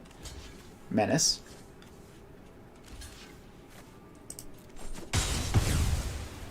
Alright, and then you take 4 and die. Alright, we won a game against the Overlord's deck. And let's see, what else do we need? Now that we know it's Overlord specifically instead of just generic Yorion, it's enigmatic. I think I sideboarded properly. I like just looking at the cards left in the sideboard. None of those I especially want.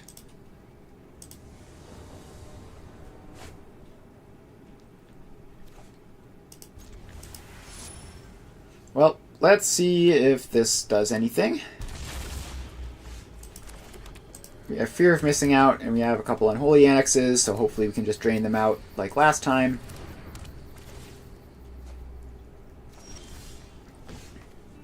Alright, Blade of the Oni is a fantastic draw. It's much better aggressively than Fear of Missing Out. It turns this on, it attacks for 3 instead of 2, gets Fatal Pushed. Second Up the Beanstalk.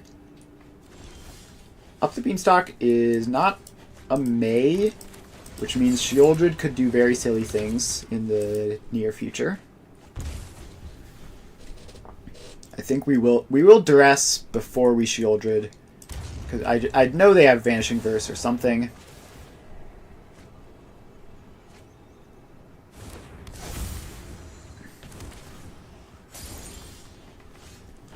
Yeah, let's go Blade of the Oni, Duress you. Alright, Duress whiffs.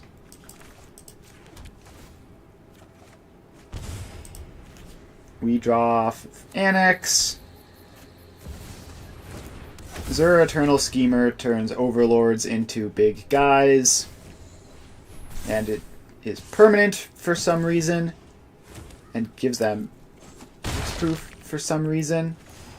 Like, why is this card the way that it is? Like, there is no way that that is the best way of designing this effect. I'm going to kill Zur.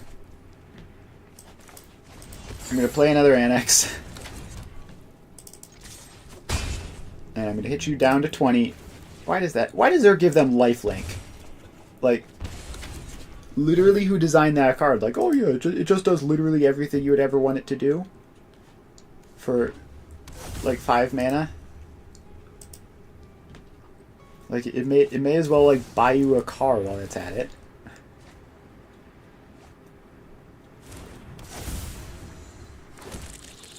Alright. Mist Moors is in play, comes with a couple of 2/1s. Looks like they found a removal spell for my Blade of the Oni. No, they found an Overlord. To draw them even more cards.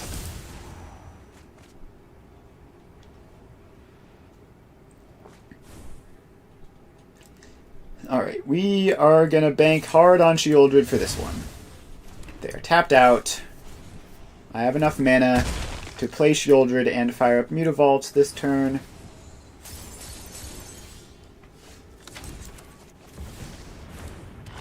Sheoldred, tap land, fire up the Mutavault. So we gain some life. Hopefully make the... Alright, that's 4 Blackleaf Cliffs.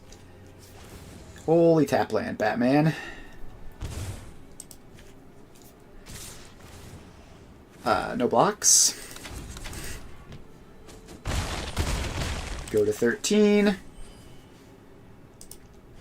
What does Linvala do? It gains them life, but also draws them a bunch of cards off of the beanstalk. Oh, this could be very fun. Yeah, they like can't really do that much without dying at this point. And I think I played double Fear of Missing Out just to get rid of these Black Cleave Cliffs and draw a bunch of cards. Their overlords are still a ways off from becoming creatures.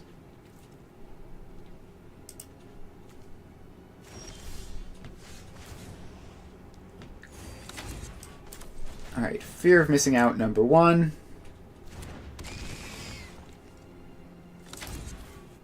Discard Black Cleave Cliffs. How about just infinite Fear of Missing Outs? If I hit an untapped land, I can play all of them. Alright, untapped land achieved.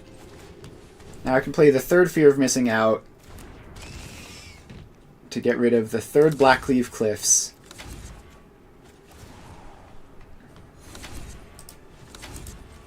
And fire up the Verge. Or, not the Verge, the Mutavault. Alright, Nowhere to Run kills the Mutavault, which is pretty bad for me, but not the end of the world. We still have Shieldred keeping us at 21. And they still have to be careful with their card draw. They are at 9. This Invoke Despair could do a lot of work. I'm going to throw a pile of Fears in front of the Overlord. See if that block actually works. It doesn't. Alright, they're double Nowhere to Running my Shieldred, I guess.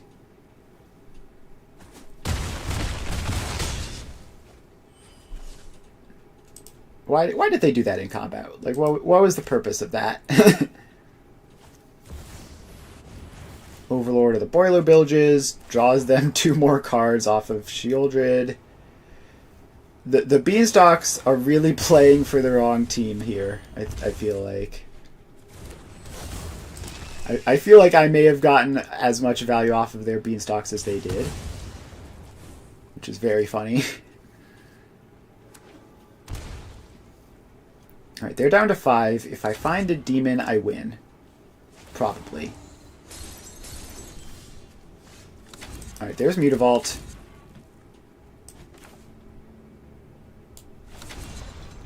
There's third Unholy Annex. And this Fear of Missing Out could find me a discard spell to check their hand.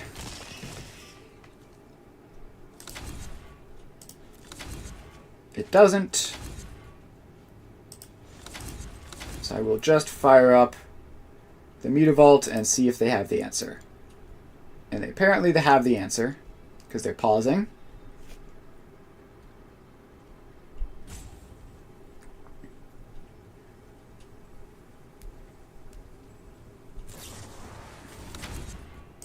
Alright, they don't have the proper answer. They have Vanishing Verse on one of the chambers. So I still get to gain life and drain them down to 1. Alright, Invoke Despair is lethal if they don't have life gain. I don't have that many chump blockers. I think I'm not dead on board. So this would be 14 if they remove both of my Fear of Missing Outs. It'll only be 10 if they can't. Or, no, it'll be like 5 if they can't. They're just playing their Overlords, presumably to look for answers. Alright. Surely Enigmatic Incarnation will find them, like, another Linvala or something. And then this might be a problem for me.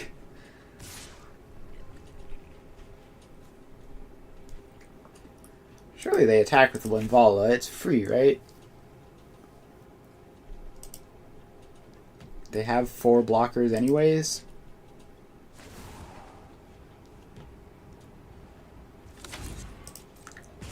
Alright, there goes one fear of missing out. I will use the other one to gain 5 while I have the chance.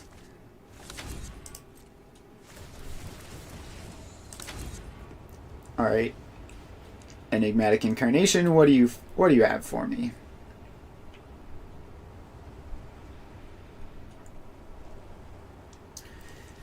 With all of these, there's probably something. I don't think my odds of winning are great here, despite the fact that they're at 1, and I have lethal on board, and I have lethal in a couple ways, and they're at 1, but I think I'm gonna lose. They've sacked a Nowhere to Run to get a creature with mana value 3. Is it like a Knight of a Zur? Zur does nothing here. I don't need to go to combat to win.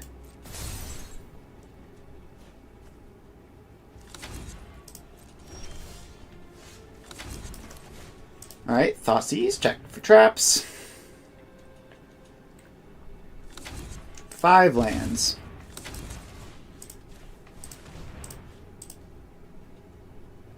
And they don't have a Planeswalker, so they can't sack a Planeswalker. So they lose 2 life and the game. Alright, we have done it. We have conquered the Overlord's deck somehow. Probably through my opponent playing poorly. Like, I think they could have gotten another Linvala or something. I feel like with all of the cards they had access to, with their Enigmatic Incarnation searching the deck, I feel like they should have won that if they were playing properly. I don't know what mistakes specifically they made. I don't know what's in their deck, but I feel like they should have been able to gain a bunch of life there and then killed me on their next turn.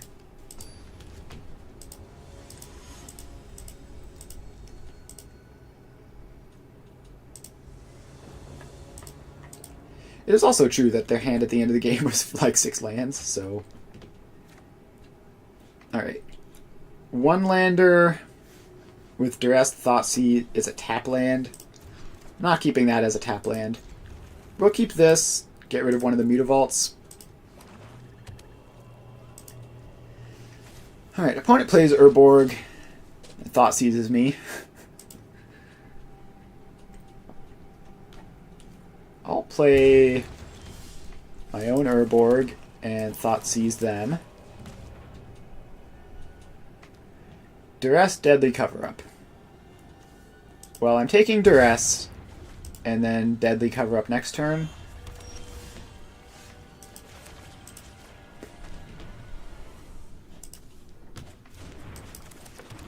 Alright. This is the game we're playing. I assume this is Ketramos. And they have an Eiganjo. I'm not going to run into their Eiganjo when they have nothing else to do with their mana. Alright, Thoughtseize is me again.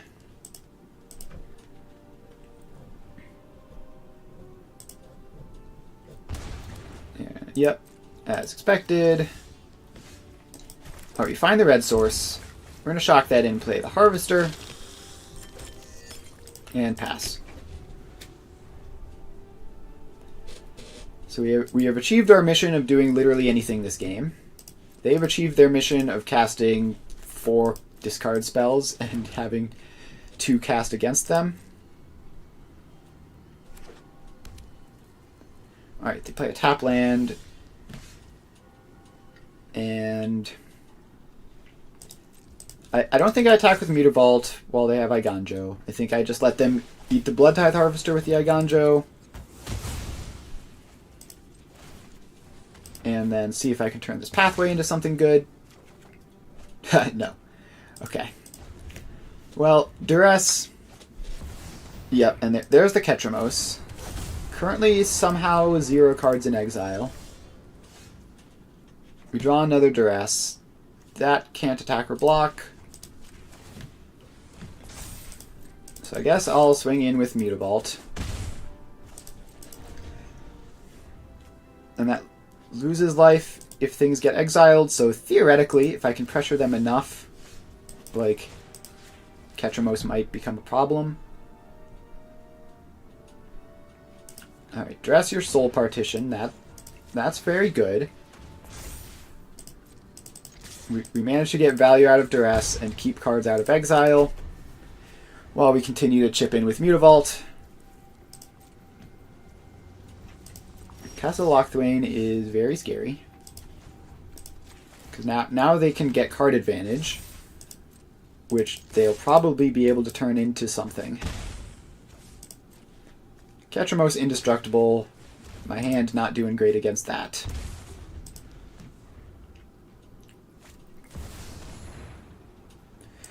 Alright, Shieldred.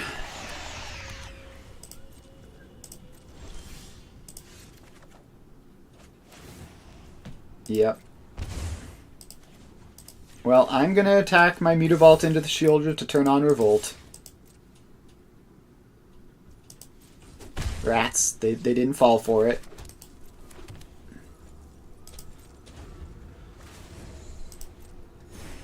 Which means now they're gaining life and also putting on a significant clock. And their Castle Lochthwain is basically not costing them life at this point.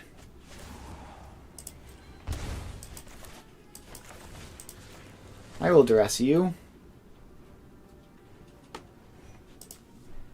Take your Vanishing Verse.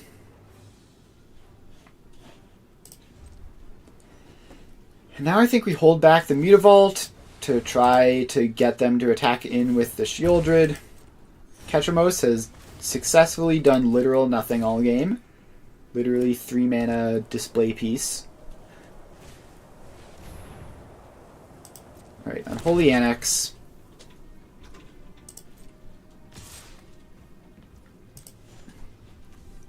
Alright, so I can make Mutavault a creature. I can go to blocks. Pass to damage.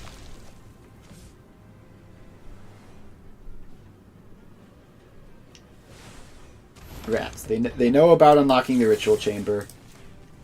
I'm going to Fatal Push the Shieldred. I don't have another Fatal Push for the Demon, unfortunately.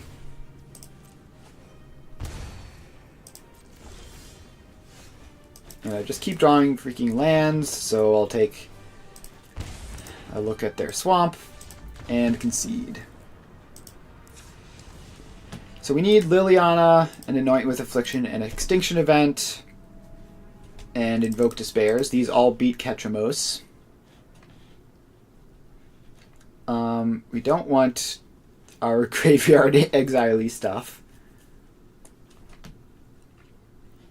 We don't really want Duresses or Thoughtseizes. I guess we can take a Reckoner Bankbuster over those cards.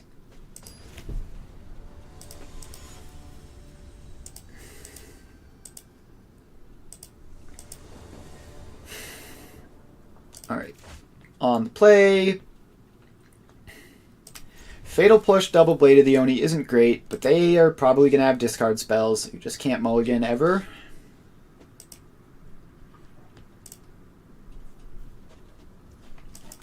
Like, they cast literally 4 discard spells game 1. I assume we're going to see a similar number game 2. Yep, Duress takes my Fatal Push. I'll play Mutavault, just so it doesn't have Summoning Sickness for next turn, in case that matters for some reason. Portable Hole Blade number 1. Cast Blade number 2.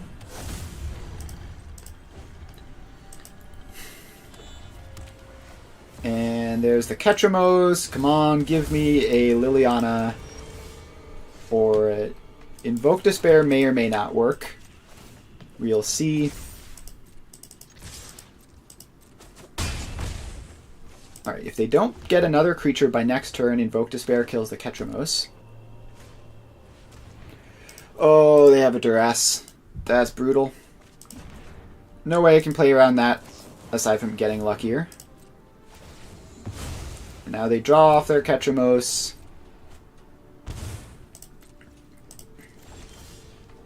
Alright. That is great. Liliana minus. And they just instantly concede. But I'm taking the credit when we win. Alright, fair enough. I guess they just don't like the matchup.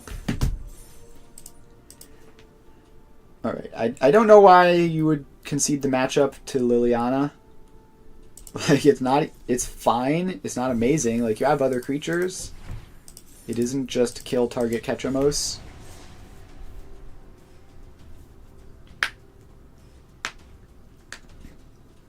So yeah. Let's find another opponent. See what they do.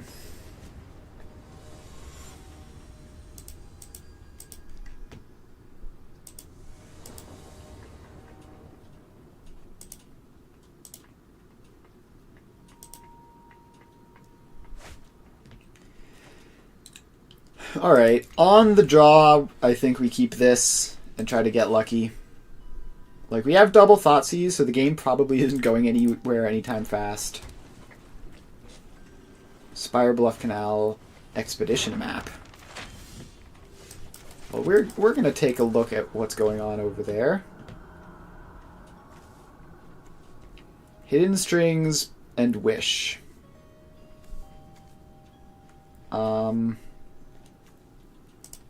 So I assume this is Lotus... Oh, is this that Lotus Field Phoenix hybrid that I saw like ages ago, which was bad, but someone played it anyway? Alright, I haven't hit my land drops.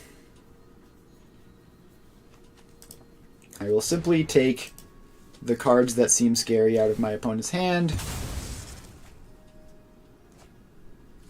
Yep, unsurprisingly, they grab a Lotus Field, and they just top deck a Thespian Stage, because why not?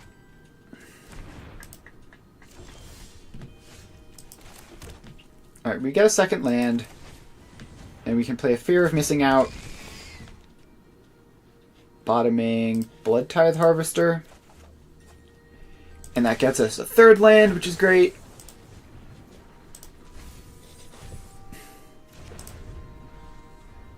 So I think we probably have to cast another Thoughtseize next turn.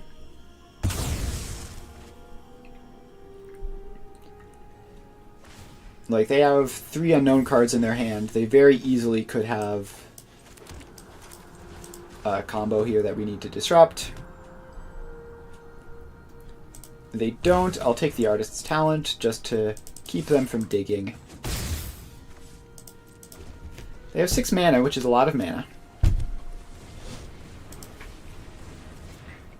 Of course, they just freaking top deck the Pour Over Pages. Why wouldn't they? And I assume they'll have top decked another 3 of those. Just an expedition map.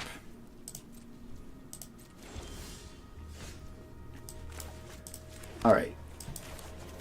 I need to cast Sheoldred. I just need to get that into play so that they don't do any funny business. It should be very difficult for them to combo with Sheoldred in play. And I think they discarded their Floodmaw. So hopefully this holds them off. And like, if they spend all of their resources this turn beating Sheoldred and I can just play another one next turn, that would be great. Alright, we got a Thoughtseize. And take their best card again.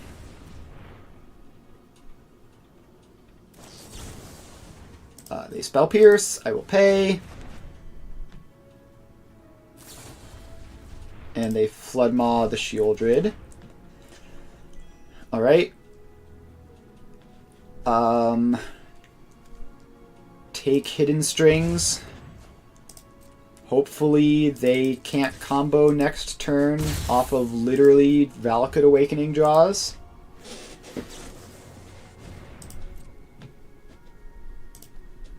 So they get exactly these 2 cards to go off before I play Sheoldred again.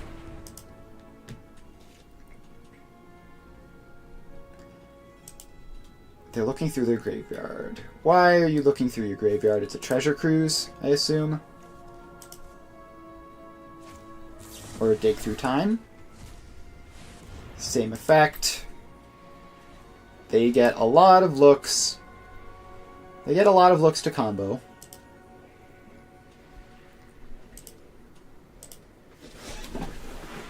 If we lose game 1, it's going to be a serious setback. If we win game 1, we're in pretty good shape. We're in pretty good shape. We have lots of good combo hate in the sideboard.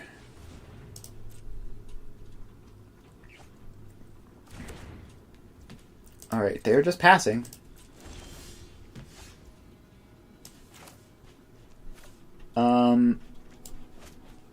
Let's attack first. Put them to 10.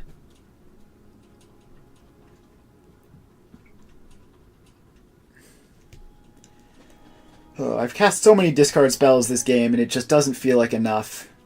They still have 3 unknown cards in hand. They're holding priority like crazy. Which probably means they have an answer to Sheoldred, but it's my out. I'm going to cast it. Alright, we get Supreme Willed. Now they have 3 cards to combo with. And I have another Sheoldred in my back pocket if they can't go this turn. Another Thespian Stage. They're up to 4 fields. If they use it. Looks like they're gonna dig through time again. They've cast 2 dig through times this game. I have to imagine they're gonna find the combo at some point.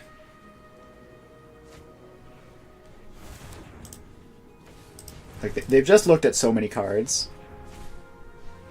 Yep, there's a pour over the pages.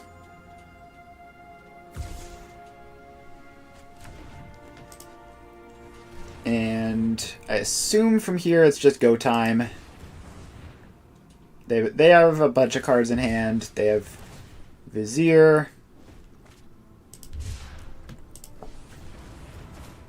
Another pour. They're down to 25 cards in library. We're going to let them go for a bit more and then concede.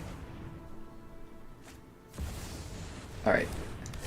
Leer is the end. We're never beating them having all of that. Bring in Damping Sphere, bring in Hidetsugu, bring in Unlicensed Hearse. And what else? I guess Liliana can do some resource denial. Fatal Pushes do nothing. Torch does nothing. Go for the Throat can kill a Leer, but Withering Torment doesn't really do anything. Alright, let's try this. See if we can win with all of our combo hate. I feel like we almost had game 1 if they just were a little bit worse at beating Sheoldred. We could have gotten them. With all of our combo hate in, game 2 should be a lot easier, hopefully. Especially if they mulligan. And we Thoughtseize them. Alright, we take Expedition Map. They don't have a Lotus Field. If it takes them a while to find one, then we could be in great shape to win easily. Gonna get rid of this Go for the Throat. It's probably the weakest card in my deck by a lot. They do still have a lot of cantrips to find their Lotus Field.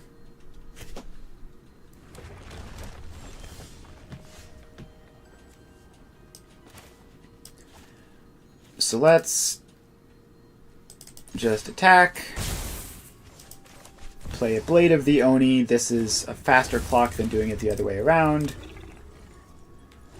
And then So then next turn we can attack for 5 and play Unholy Annex. Alright, they find the expedition map. We have a Duress, which hopefully will take a combo piece and prevent them from doing anything. They bounce the Blade. They have Lear in hand. Wait, they tapped off of expedition map. Alright, this is fine. Blow up your expedition map. And you still don't have a Lotus Field. Cycling a Vizier pretty much purely to draw a card. We love to see it.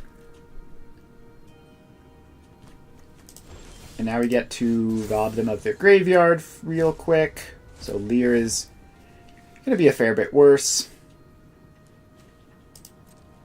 Also gets us far away from Delirium. Let's punch in with Fear of Missing Out and play a Sheoldred. Salundi Visions in response, and they concede. Alright. Yep. They were relying on cards to get their Lotus Fields that we were able to disrupt.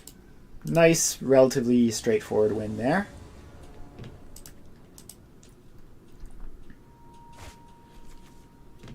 Alright, this hand is great. It's not quite removal plus a clock, but it is definitely disruption.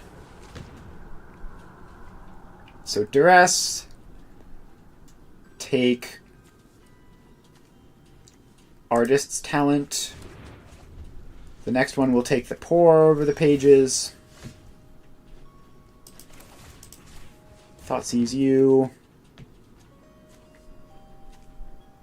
Take a Pour over the pages and play a Mutavault.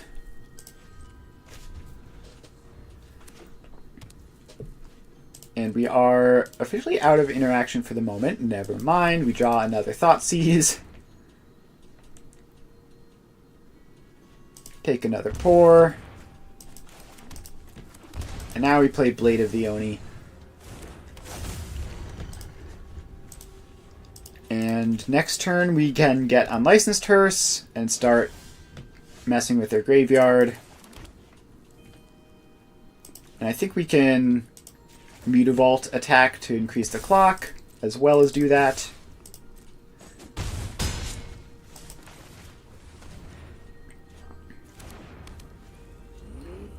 Alright, so we can pass priority. They have nothing they can do with their graveyard immediately.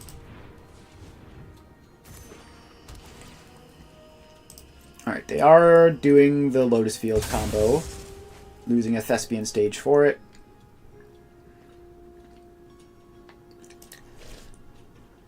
And making a copy. Alright, let's take Pour over the pages out of the graveyard real quick. Let's Thoughtseize You again. Take Valakut Awakening because your hand is bad and you need a new one.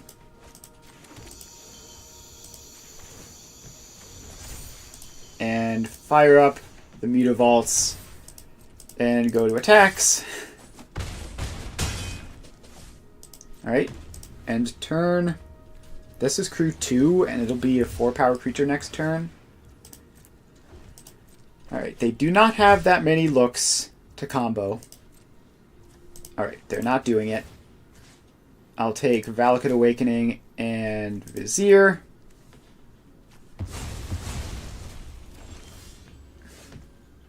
Alright, if we shock that in, we can play a Fear of Missing Out. Draw a card.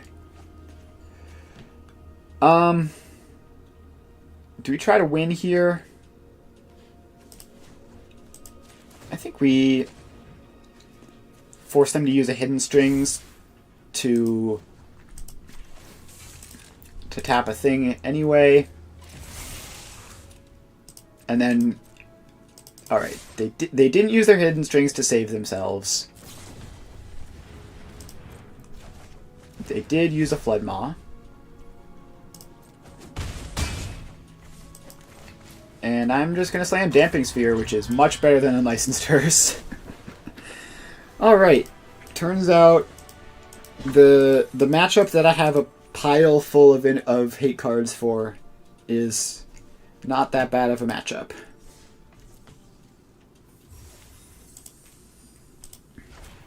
Alright. We're going to do another game or two, depending on how long it takes.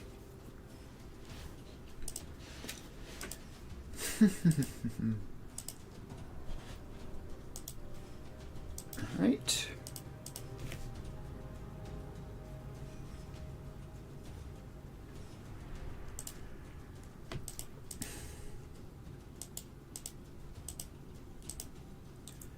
Alright, we found an opponent.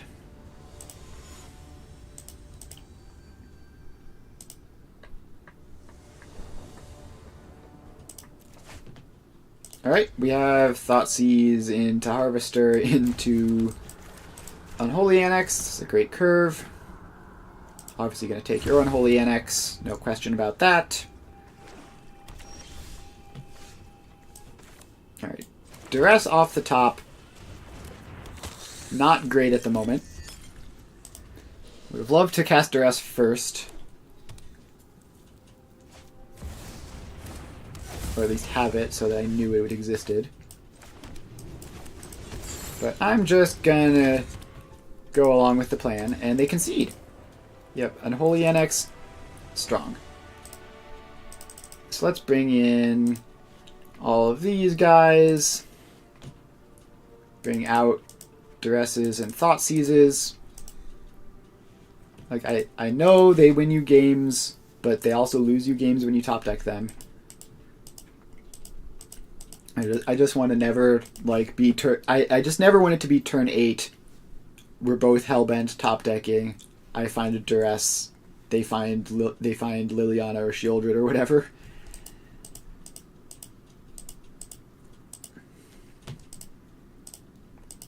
Alright, waiting on opponent to sideboard.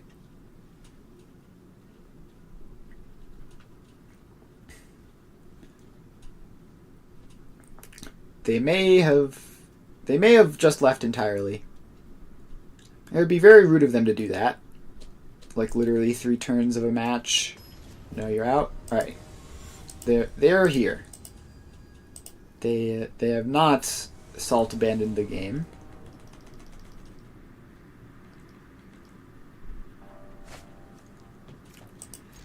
All right, this hand is pretty good. We've got infinite value cards in it. We need a Duress on one. That'll take the Annex almost certainly. If they have another discard spell, they might take the Bankbuster or the Liliana. Alright. I'm reading second discard spell from that.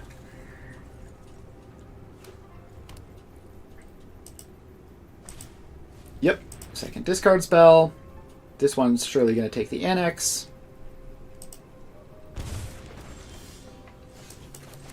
Well, I'm just going to slam Bloodtithe Harvester. Get them to answer that.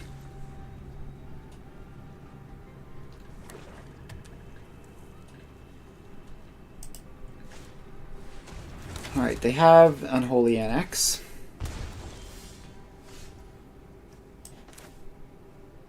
Now, I think I play Fable here. Like, I kind of want a Liliana minus, not plus. Or plussing Liliana while I'm empty-handed is great, but yeah. I want them to have a creature for Liliana to kill first, basically. I get hit by a Duress. That's going to take Liliana. Unfortunate.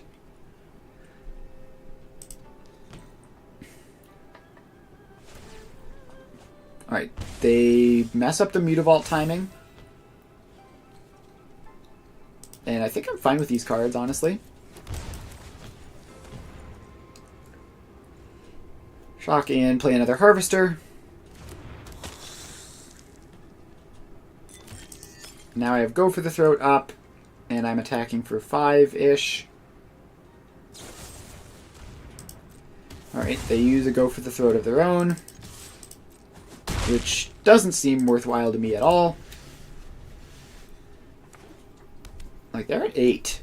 They do not have the luxury of, like, playing a value game. They need to be gaining life off of their unholy annexes. They need to be killing the 3 power creatures.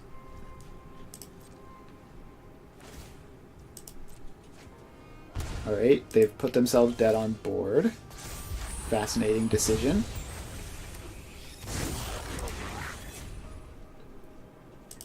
Alright, I will attack you with my pair of 3 power attackers. they lose 2 life off of Murderous Rider. Which means they're going to 1 here. I bet. Like, I think I can go for the throat your demon. I think that's just what's going to happen. If you unlock Ritual Chamber, that doesn't work. If you Mutavault, that doesn't work. Alright, Duress works. You can take my go for the throat. And I am simply just going to be trying to turn this Fear of Missing Out into another removal spell. I have 2 looks.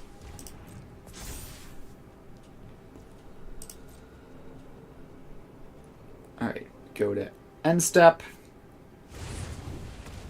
Alright, they tap out. Give me a Fatal Push, please. Good game. The greed of my opponent was definitely their downfall. They needed to gain life while they had the opportunity.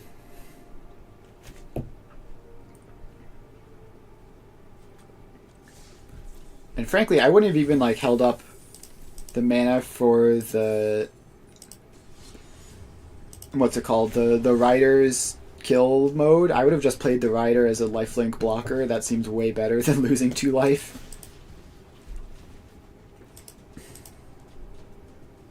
Alright, that was a quick one. We're going to do another.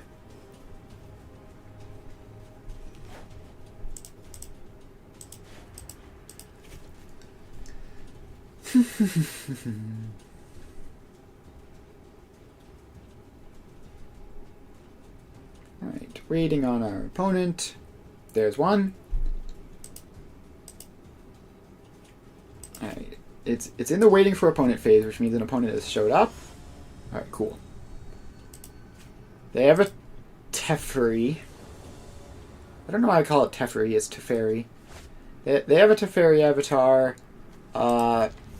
I'll keep this. Teferi avatar plus Yorion makes me think some sort of control. Flood Farm Verge definitely reinforces that.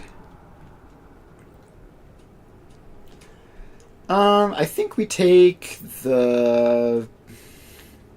It's either stock up or veto. And I think it's stock up. So they can veto, like, our Fable, and that sucks for us, but it's ultimately not the end of the world. I'm going to toss away this Fatal Push. Not expecting to need that.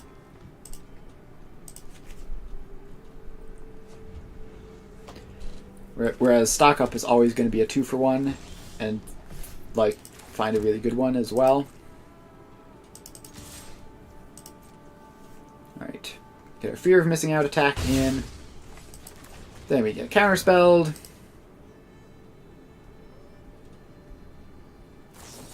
Yep. Saw that one coming.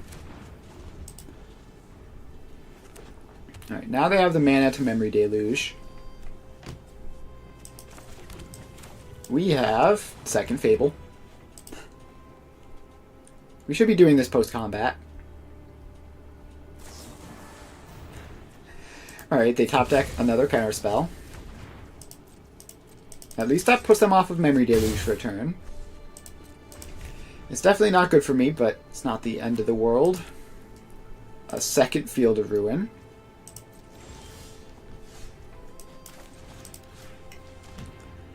Fire off the Thoughtseize, so whatever they want to do, they have to do it now. And I assume they'll just cast Memory Deluge in response. Or what's the flashback is 7? So yeah, they're currently at 5.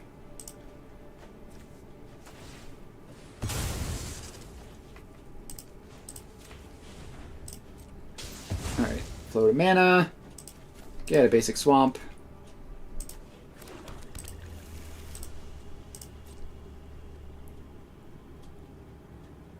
Alright, so now I can take their Memory Deluge. My poor fear of missing out is exiled. So I take their Memory Deluge, which is like taking half of a card. I'm going to play a Mutavault and channel a Takenuma. There's nothing in there right now, but there might be in the future. There's nothing I missed. Alright. That's fine. We hit an Unholy Annex, which I would have loved to have, but...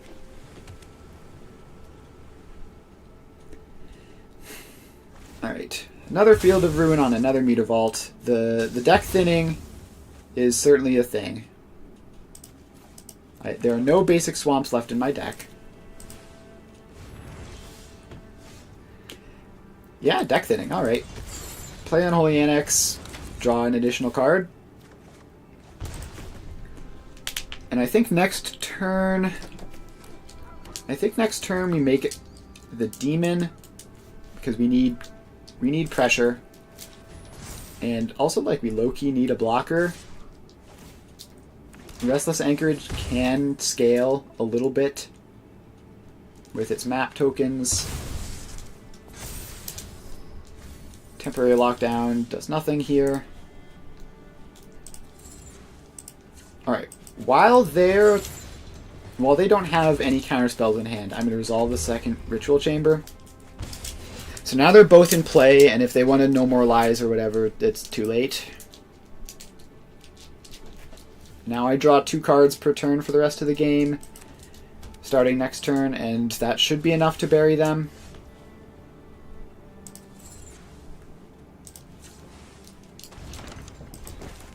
And also attacking for 6 is not nothing.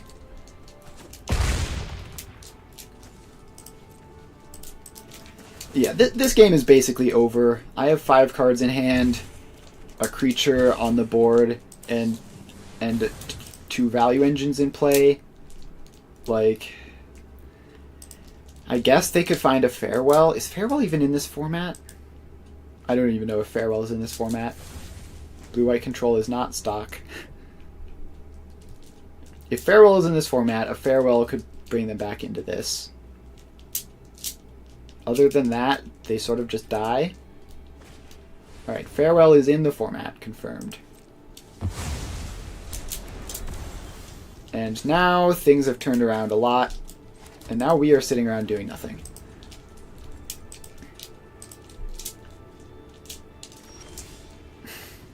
Alright, another Mutavault is never going to successfully attack through Castle Ardenvale, probably, but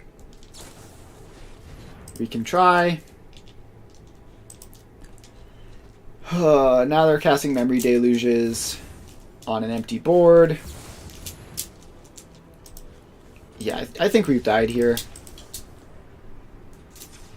Like, they're at 4, but not going to play it out. Too many bad cards in the deck, not enough good cards in the deck. Let's bring in some of those. Let's bring out Fatal Pushes and go for the Throats. What else do I want? I mean, it really is hard control. No real permanence aside from Wandering Emperor. And probably other Planeswalkers, but whatever. Torch the Tower can deal with an Emperor. Random creatures can deal with an Emperor. Alright, the plan is to do the same thing as last game, except they don't draw Farewell. And like that's why I took the stock up on one, to specifically prevent them from drawing good cards. Because I can grind through a Dovin's Veto, I can't grind through a Farewell. Didn't happen. Opponent is mulliganed. And I will make their mulligan worse. Alright, this game I think we take temporary lockdown. We have a lot of creatures. And we want them to have to... We want them to be forced to 1-for-1 through all of our board of creatures. Meanwhile, we are selecting and setting up our own engine. I don't want to get swept by temporary lockdown this game. Alright, we attack first. Then we play another 3-2.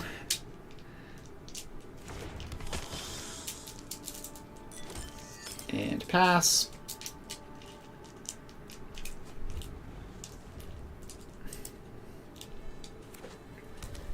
Alright, they are just making land drops and passing.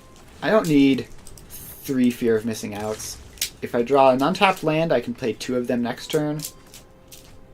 Or I can draw an Invoke Despair. That's fun. Let's attack for 6. And I'm going to play a Fear of Missing Out, discarding another Fear of Missing Out to keep this Invoke Despair around. Because that's the sort of card that wins this matchup out of nowhere. Like next turn, it could be deal 6. Obviously it has to resolve, but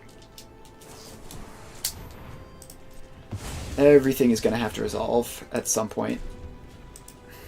Like at some point they're going to have a counter and we're going to have to fight through it. Alright, Biza with 2 modes. Pretty good. Play a Mutavault. And Invoke Despair. It only takes a fish and draws me 2. Still pretty decent. And we pass. Biza has unfortunately successfully put up a wall.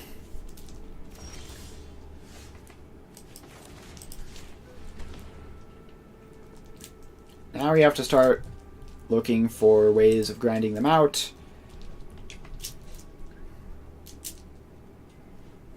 I think we have to take Dovin's Veto here, because we just need Fable to resolve, otherwise we possibly just never find any relevant spells for the rest of the game.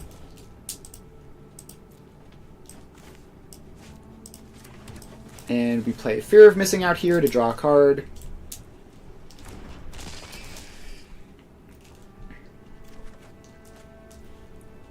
And we pass.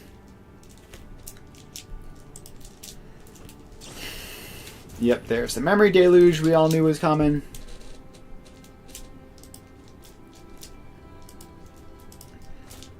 And that finds them 2 cards. It's so good. Basic Plains.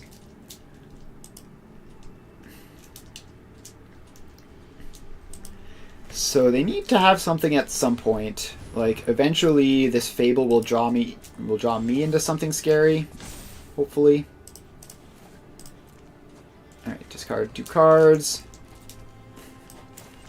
Reckoner Bankbuster.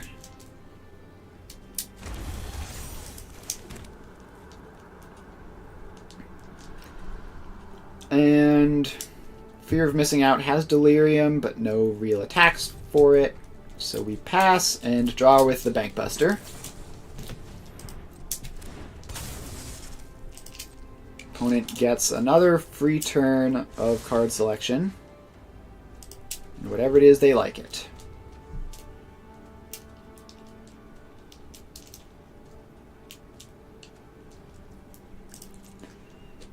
Alright, they are just passing. And second main for some reason. Field of Ruin. Yorion. Alright. So that will gain them more life and make them more fish. Brutal.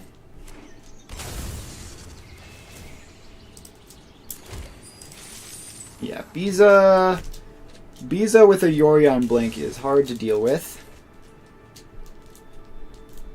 At least it didn't draw them a card. Speaking of drawing cards, there's the Thoughtseize.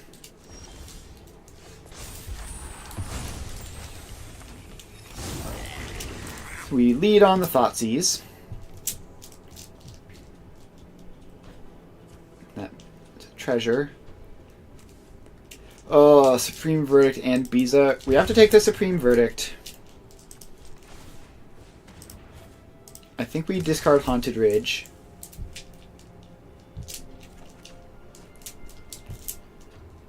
Torch the Tower could be something. Maybe. Not this turn. This turn we pass. If we untap with Reflection plus Fear of Missing Out, we're in great shape.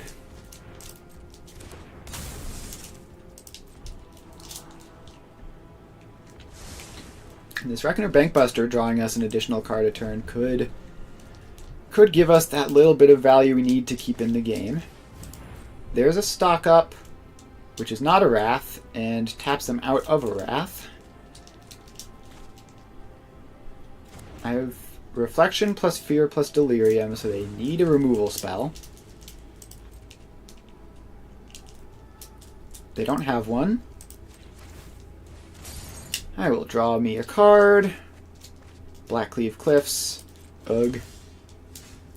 Alright. Duress you again. Just always being a little bit annoying with these.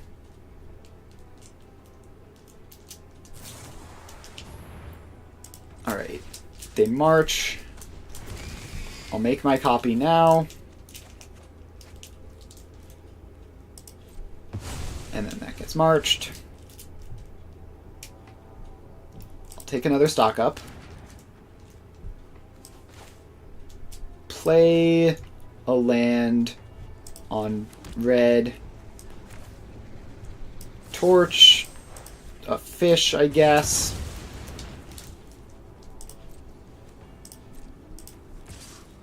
And we attack, untap, make a copy,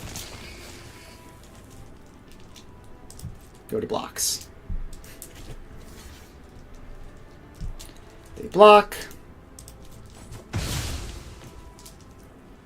Alright, we attack, we untap, we make a copy. I think we stop there and say we're happy with having an Unholy Annex in play.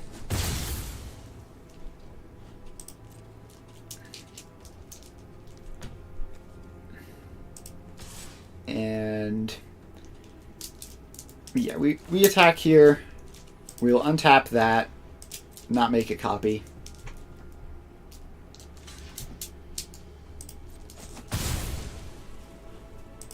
Alright. No attacks. Play Unholy Annex. And see if this is going to be enough. Alright, Unholy Annex finds us another Unholy Annex. That's pretty good. And we have the mana to make a demon and play the second Annex.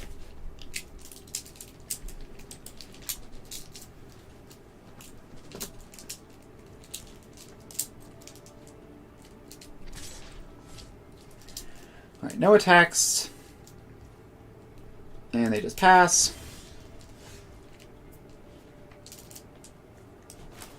Alright, I'm gonna play second Unholy Annex and make a demon and see if they can deal with it.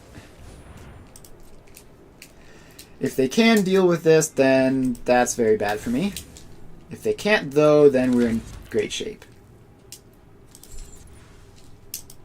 Alright, give me a 6/6 flyer, please. Thank you. And alright, that's a tremendous error on their part. Like, I cannot overstate how bad of a blunder that is. That lets me know that I have to do this.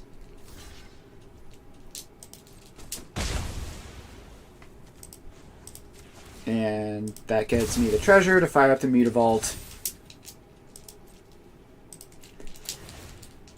Which means this works. So yeah, they should have just gone to end step before firing off the Get Lost.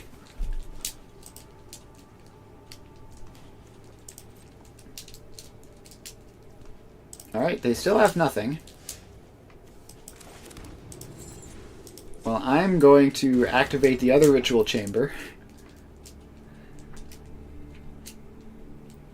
And now, if they want to kill the reflection, they have to do it now. Alright. Give me a copy of the demon.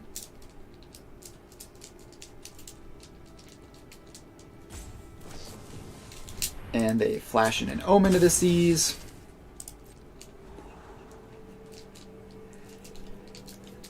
What a grind this is. I'm pretty sure I'm going to win this game. Again, they could have Farewell at some point, and then I'll be very sad. Alright, Wandering Emperor can kill the one that's attacking, which isn't the real demon. So that's fine-ish. My judgment is And I will just torch the Wandering Emperor real quick. for this. And pass. Gain some life, draw some cards. Drain you.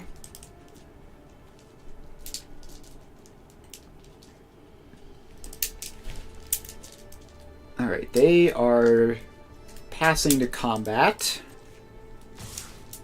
And all attack. This all attack reeks of a Farewell. I'm gonna block in a way that is very good if they don't have a Farewell. Alright, and then they do temporary lockdown. So they just messed up. Like, they just lost their Yorion for nothing. Alright, that was a pretty horrible mistake by them. Let's play a Blade. And yep, they've had enough. Alright, super grindy game 2 goes to me. Game 3, we'll see what happens. Hopefully something good.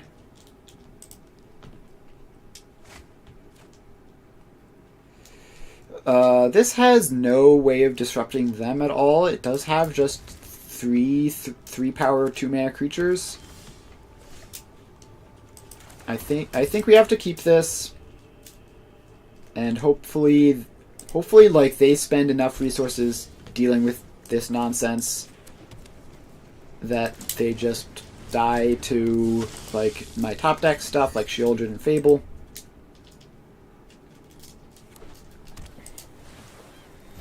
Just add Yorion to hand. Alright. Doesn't seem like a great use of turn 3.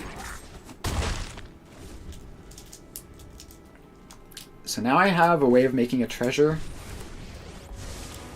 I know 88 ways. Alright, Narset doesn't really matter. I mean, she's literally just a cantrip. Alright. Decline. I guess in that sense it matters because it breaks that one trigger, but we get to kill Narset immediately. Such violence is upsetting. And jam a Shieldred into play. Now they have to deal with all of this. And I don't want to overextend into a board wipe here. So I think I won't be playing out further creatures here. Alright, didn't matter. The board wipe came immediately. So now I'll just be redeploying with probably Blade plus Fable.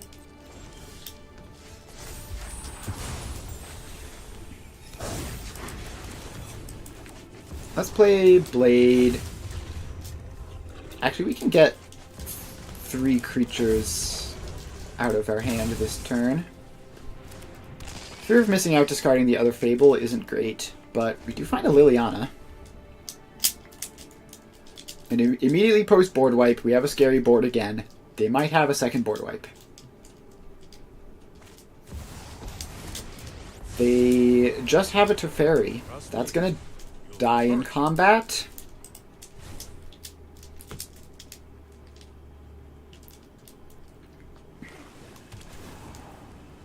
Alright, so we need to make sure to kill Teferi and deal damage to them. I probably should have duressed pre-combat, actually. That probably would have been better. Yeah, it would have been. And it looks like we might get punished for it with Teferi living, if they have a removal spell, which they appear to.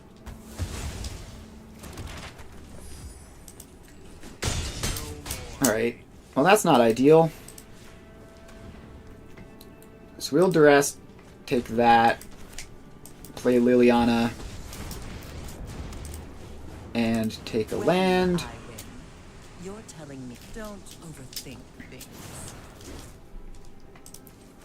And put a counter on this Blade of the Oni. Another Fable is good enough, I think. Now we'll see. They may or may not try to kill the Liliana this turn with their creature land. No, they're just going to play Ibiza and make a bunch of little idiots.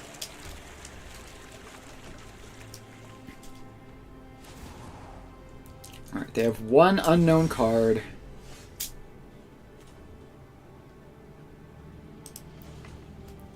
So, let's see here. I think I play the Fable +1 and then kill Teferi in combat. So this gets me max value out of Liliana. It means I'm taking one of their cards and not one of mine. They discard an Omen of Sea instead of Odawara. Alright. Reflection give me an additional copy of Blade of the Oni.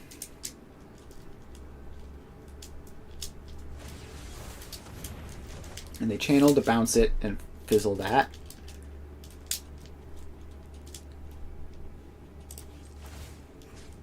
Alright. Keep map tokening on the other one. Fear of Missing Out is actually a good draw because it's just a redraw.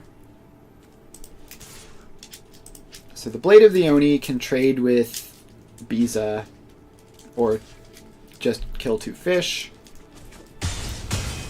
That's fine because now Liliana can potentially kill Biza next turn.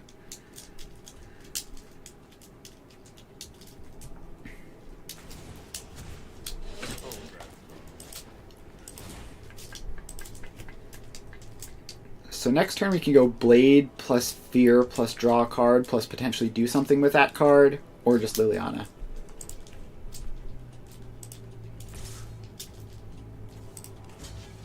I think we chump here. Liliana is super valuable, especially as close as she is to 6.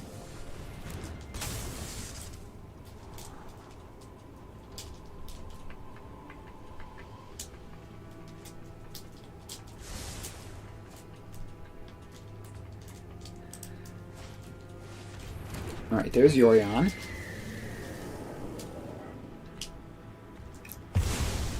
Yorion blinking the whole gang. It's a little scary.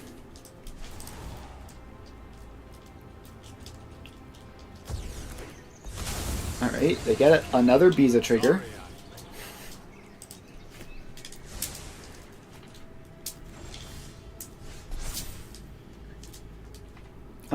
Do I discard the Blade? I think I do. Because, yeah, it might draw me something better. Alright, so I can take Wandering Emperor there. Now I play Fear. I draw Invoke Despair. Okay, let's have you sacrifice a creature. Haven't you ever heard of personal space? So goodbye, one of Yorion or Biza. Alright. Biza is down. Now the Blade kills Teferi. And they don't have a way of stopping this because it has Menace. And Liliana will unfortunately die to Yorion. But Invoke Despair should set them back pretty far.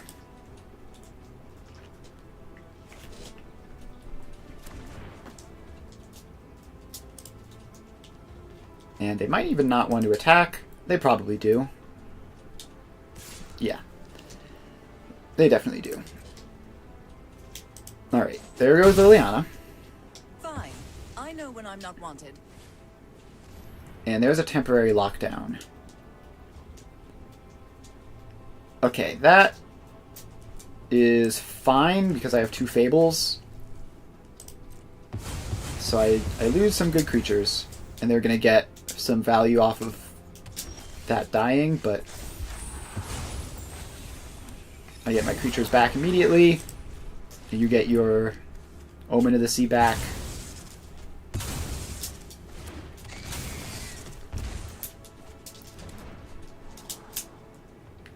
Alright, so now we can get rid of this Torch the Tower, which I don't need. Alright. That's actually great. Now I can turn this Fear of Missing Out into a thing that can attack this turn. And yeah, let's just untap the Reflection and attack with that. Alright, if opponent has a board wipe, then I'm doomed. If the opponent doesn't have a board wipe, I win next turn. Or a removal spell for the Fear. Right, they have the board wipe. Alright, I continue to top deck pretty well. This Black Cleave Cliffs is discard fodder.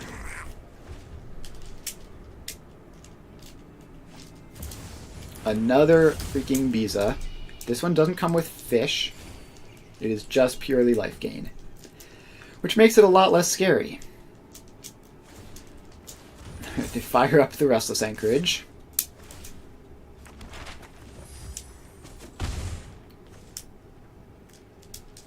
I think I still have a decent chance at winning this game. It's going to be hard, but like they don't have a good consistent engine going at the moment. I have an Invoke Despair in hand. That's lovely. Can I Thoughtseize plus Invoke? Yes, I can. Be really embarrassing to get Spell Pierced here. March, Lockdown. I guess we take a March. Lockdown doesn't do all that much. That March wouldn't do anyway, so let's just do some Invoke Despairing. Opponent is back down to 10 for what seems like the billionth time this game. So temporary lockdown could get rid of the Shaman and the Treasure. Ooh, Shieldred. Okay, don't get too excited. Shieldred is almost certainly just gonna get marched.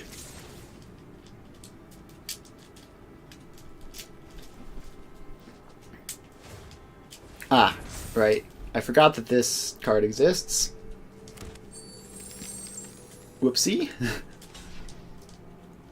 It's fine.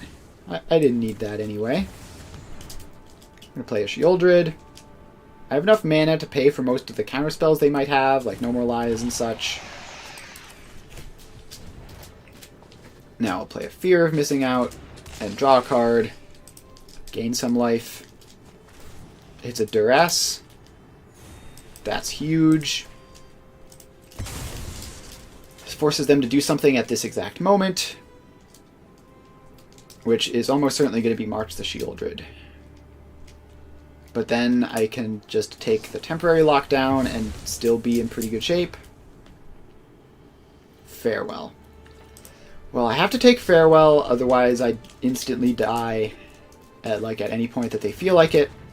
This is bad because I lose my Fear of Missing Out. I still have the Reflection, which means I just need to top deck another Fear and I instantly win.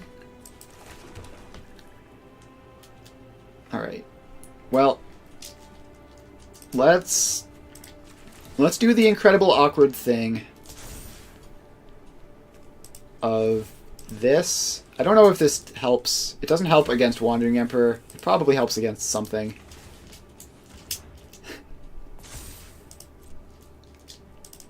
Aha! Alright. They have the Wandering Emperor. And also I attacked into the stupid anchorage again. But that's fine. They make a samurai, which means if they want to kill my reflection, they have to lose the Wandering Emperor to do it. Which seems fine by me. Yeah, I shouldn't have done this. It was pointless. Alright. Is that gone? I have 31 cards in my deck. Still doing pretty well in terms of Unholy Annexes remaining. I just need to not attack into the Restless Anchorage. Like, that is my one goal. I would have drawn the Fear of Missing Out. It would have died to the Wandering Emperor anyway, but annoying. Thought Sees You. Omen of the Sea. So you can scry to make sure the card you really want is on top.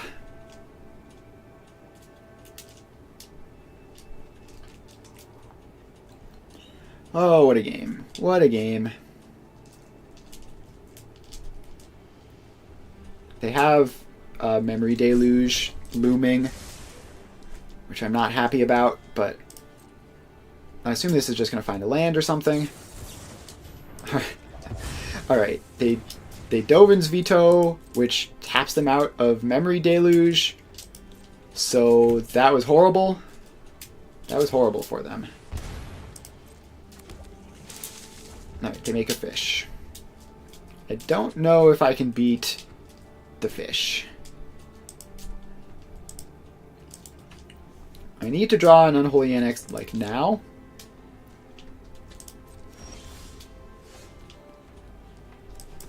Alright, well, I'll channel a Sokenzan, and then not attack, because the stupid Restless Anchorage means I don't have good attacks.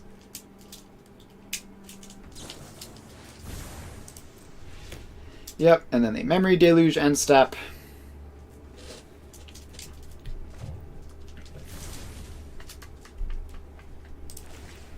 This temporary lockdown is just Fear of Missing Out under it, and they get to scry 2 again.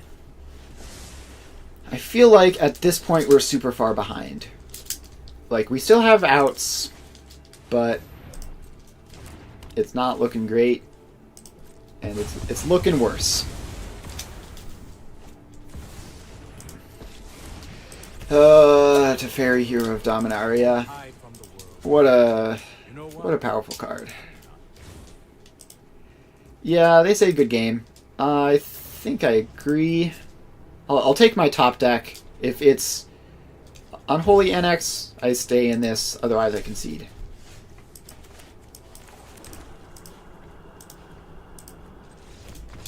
Alright, well, I tried. I was in that game for a long time. There was just so much card advantage on the blue-white control side of things that it's kind of hard to beat. Alright, well, that was a good game.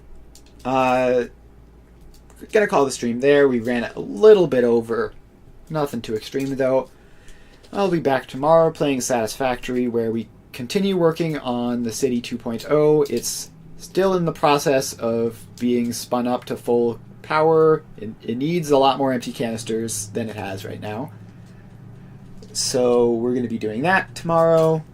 And then, gosh, what day is it? Tuesday. So then Thursday will be another Magic the Gathering stream where it'll probably be more of this.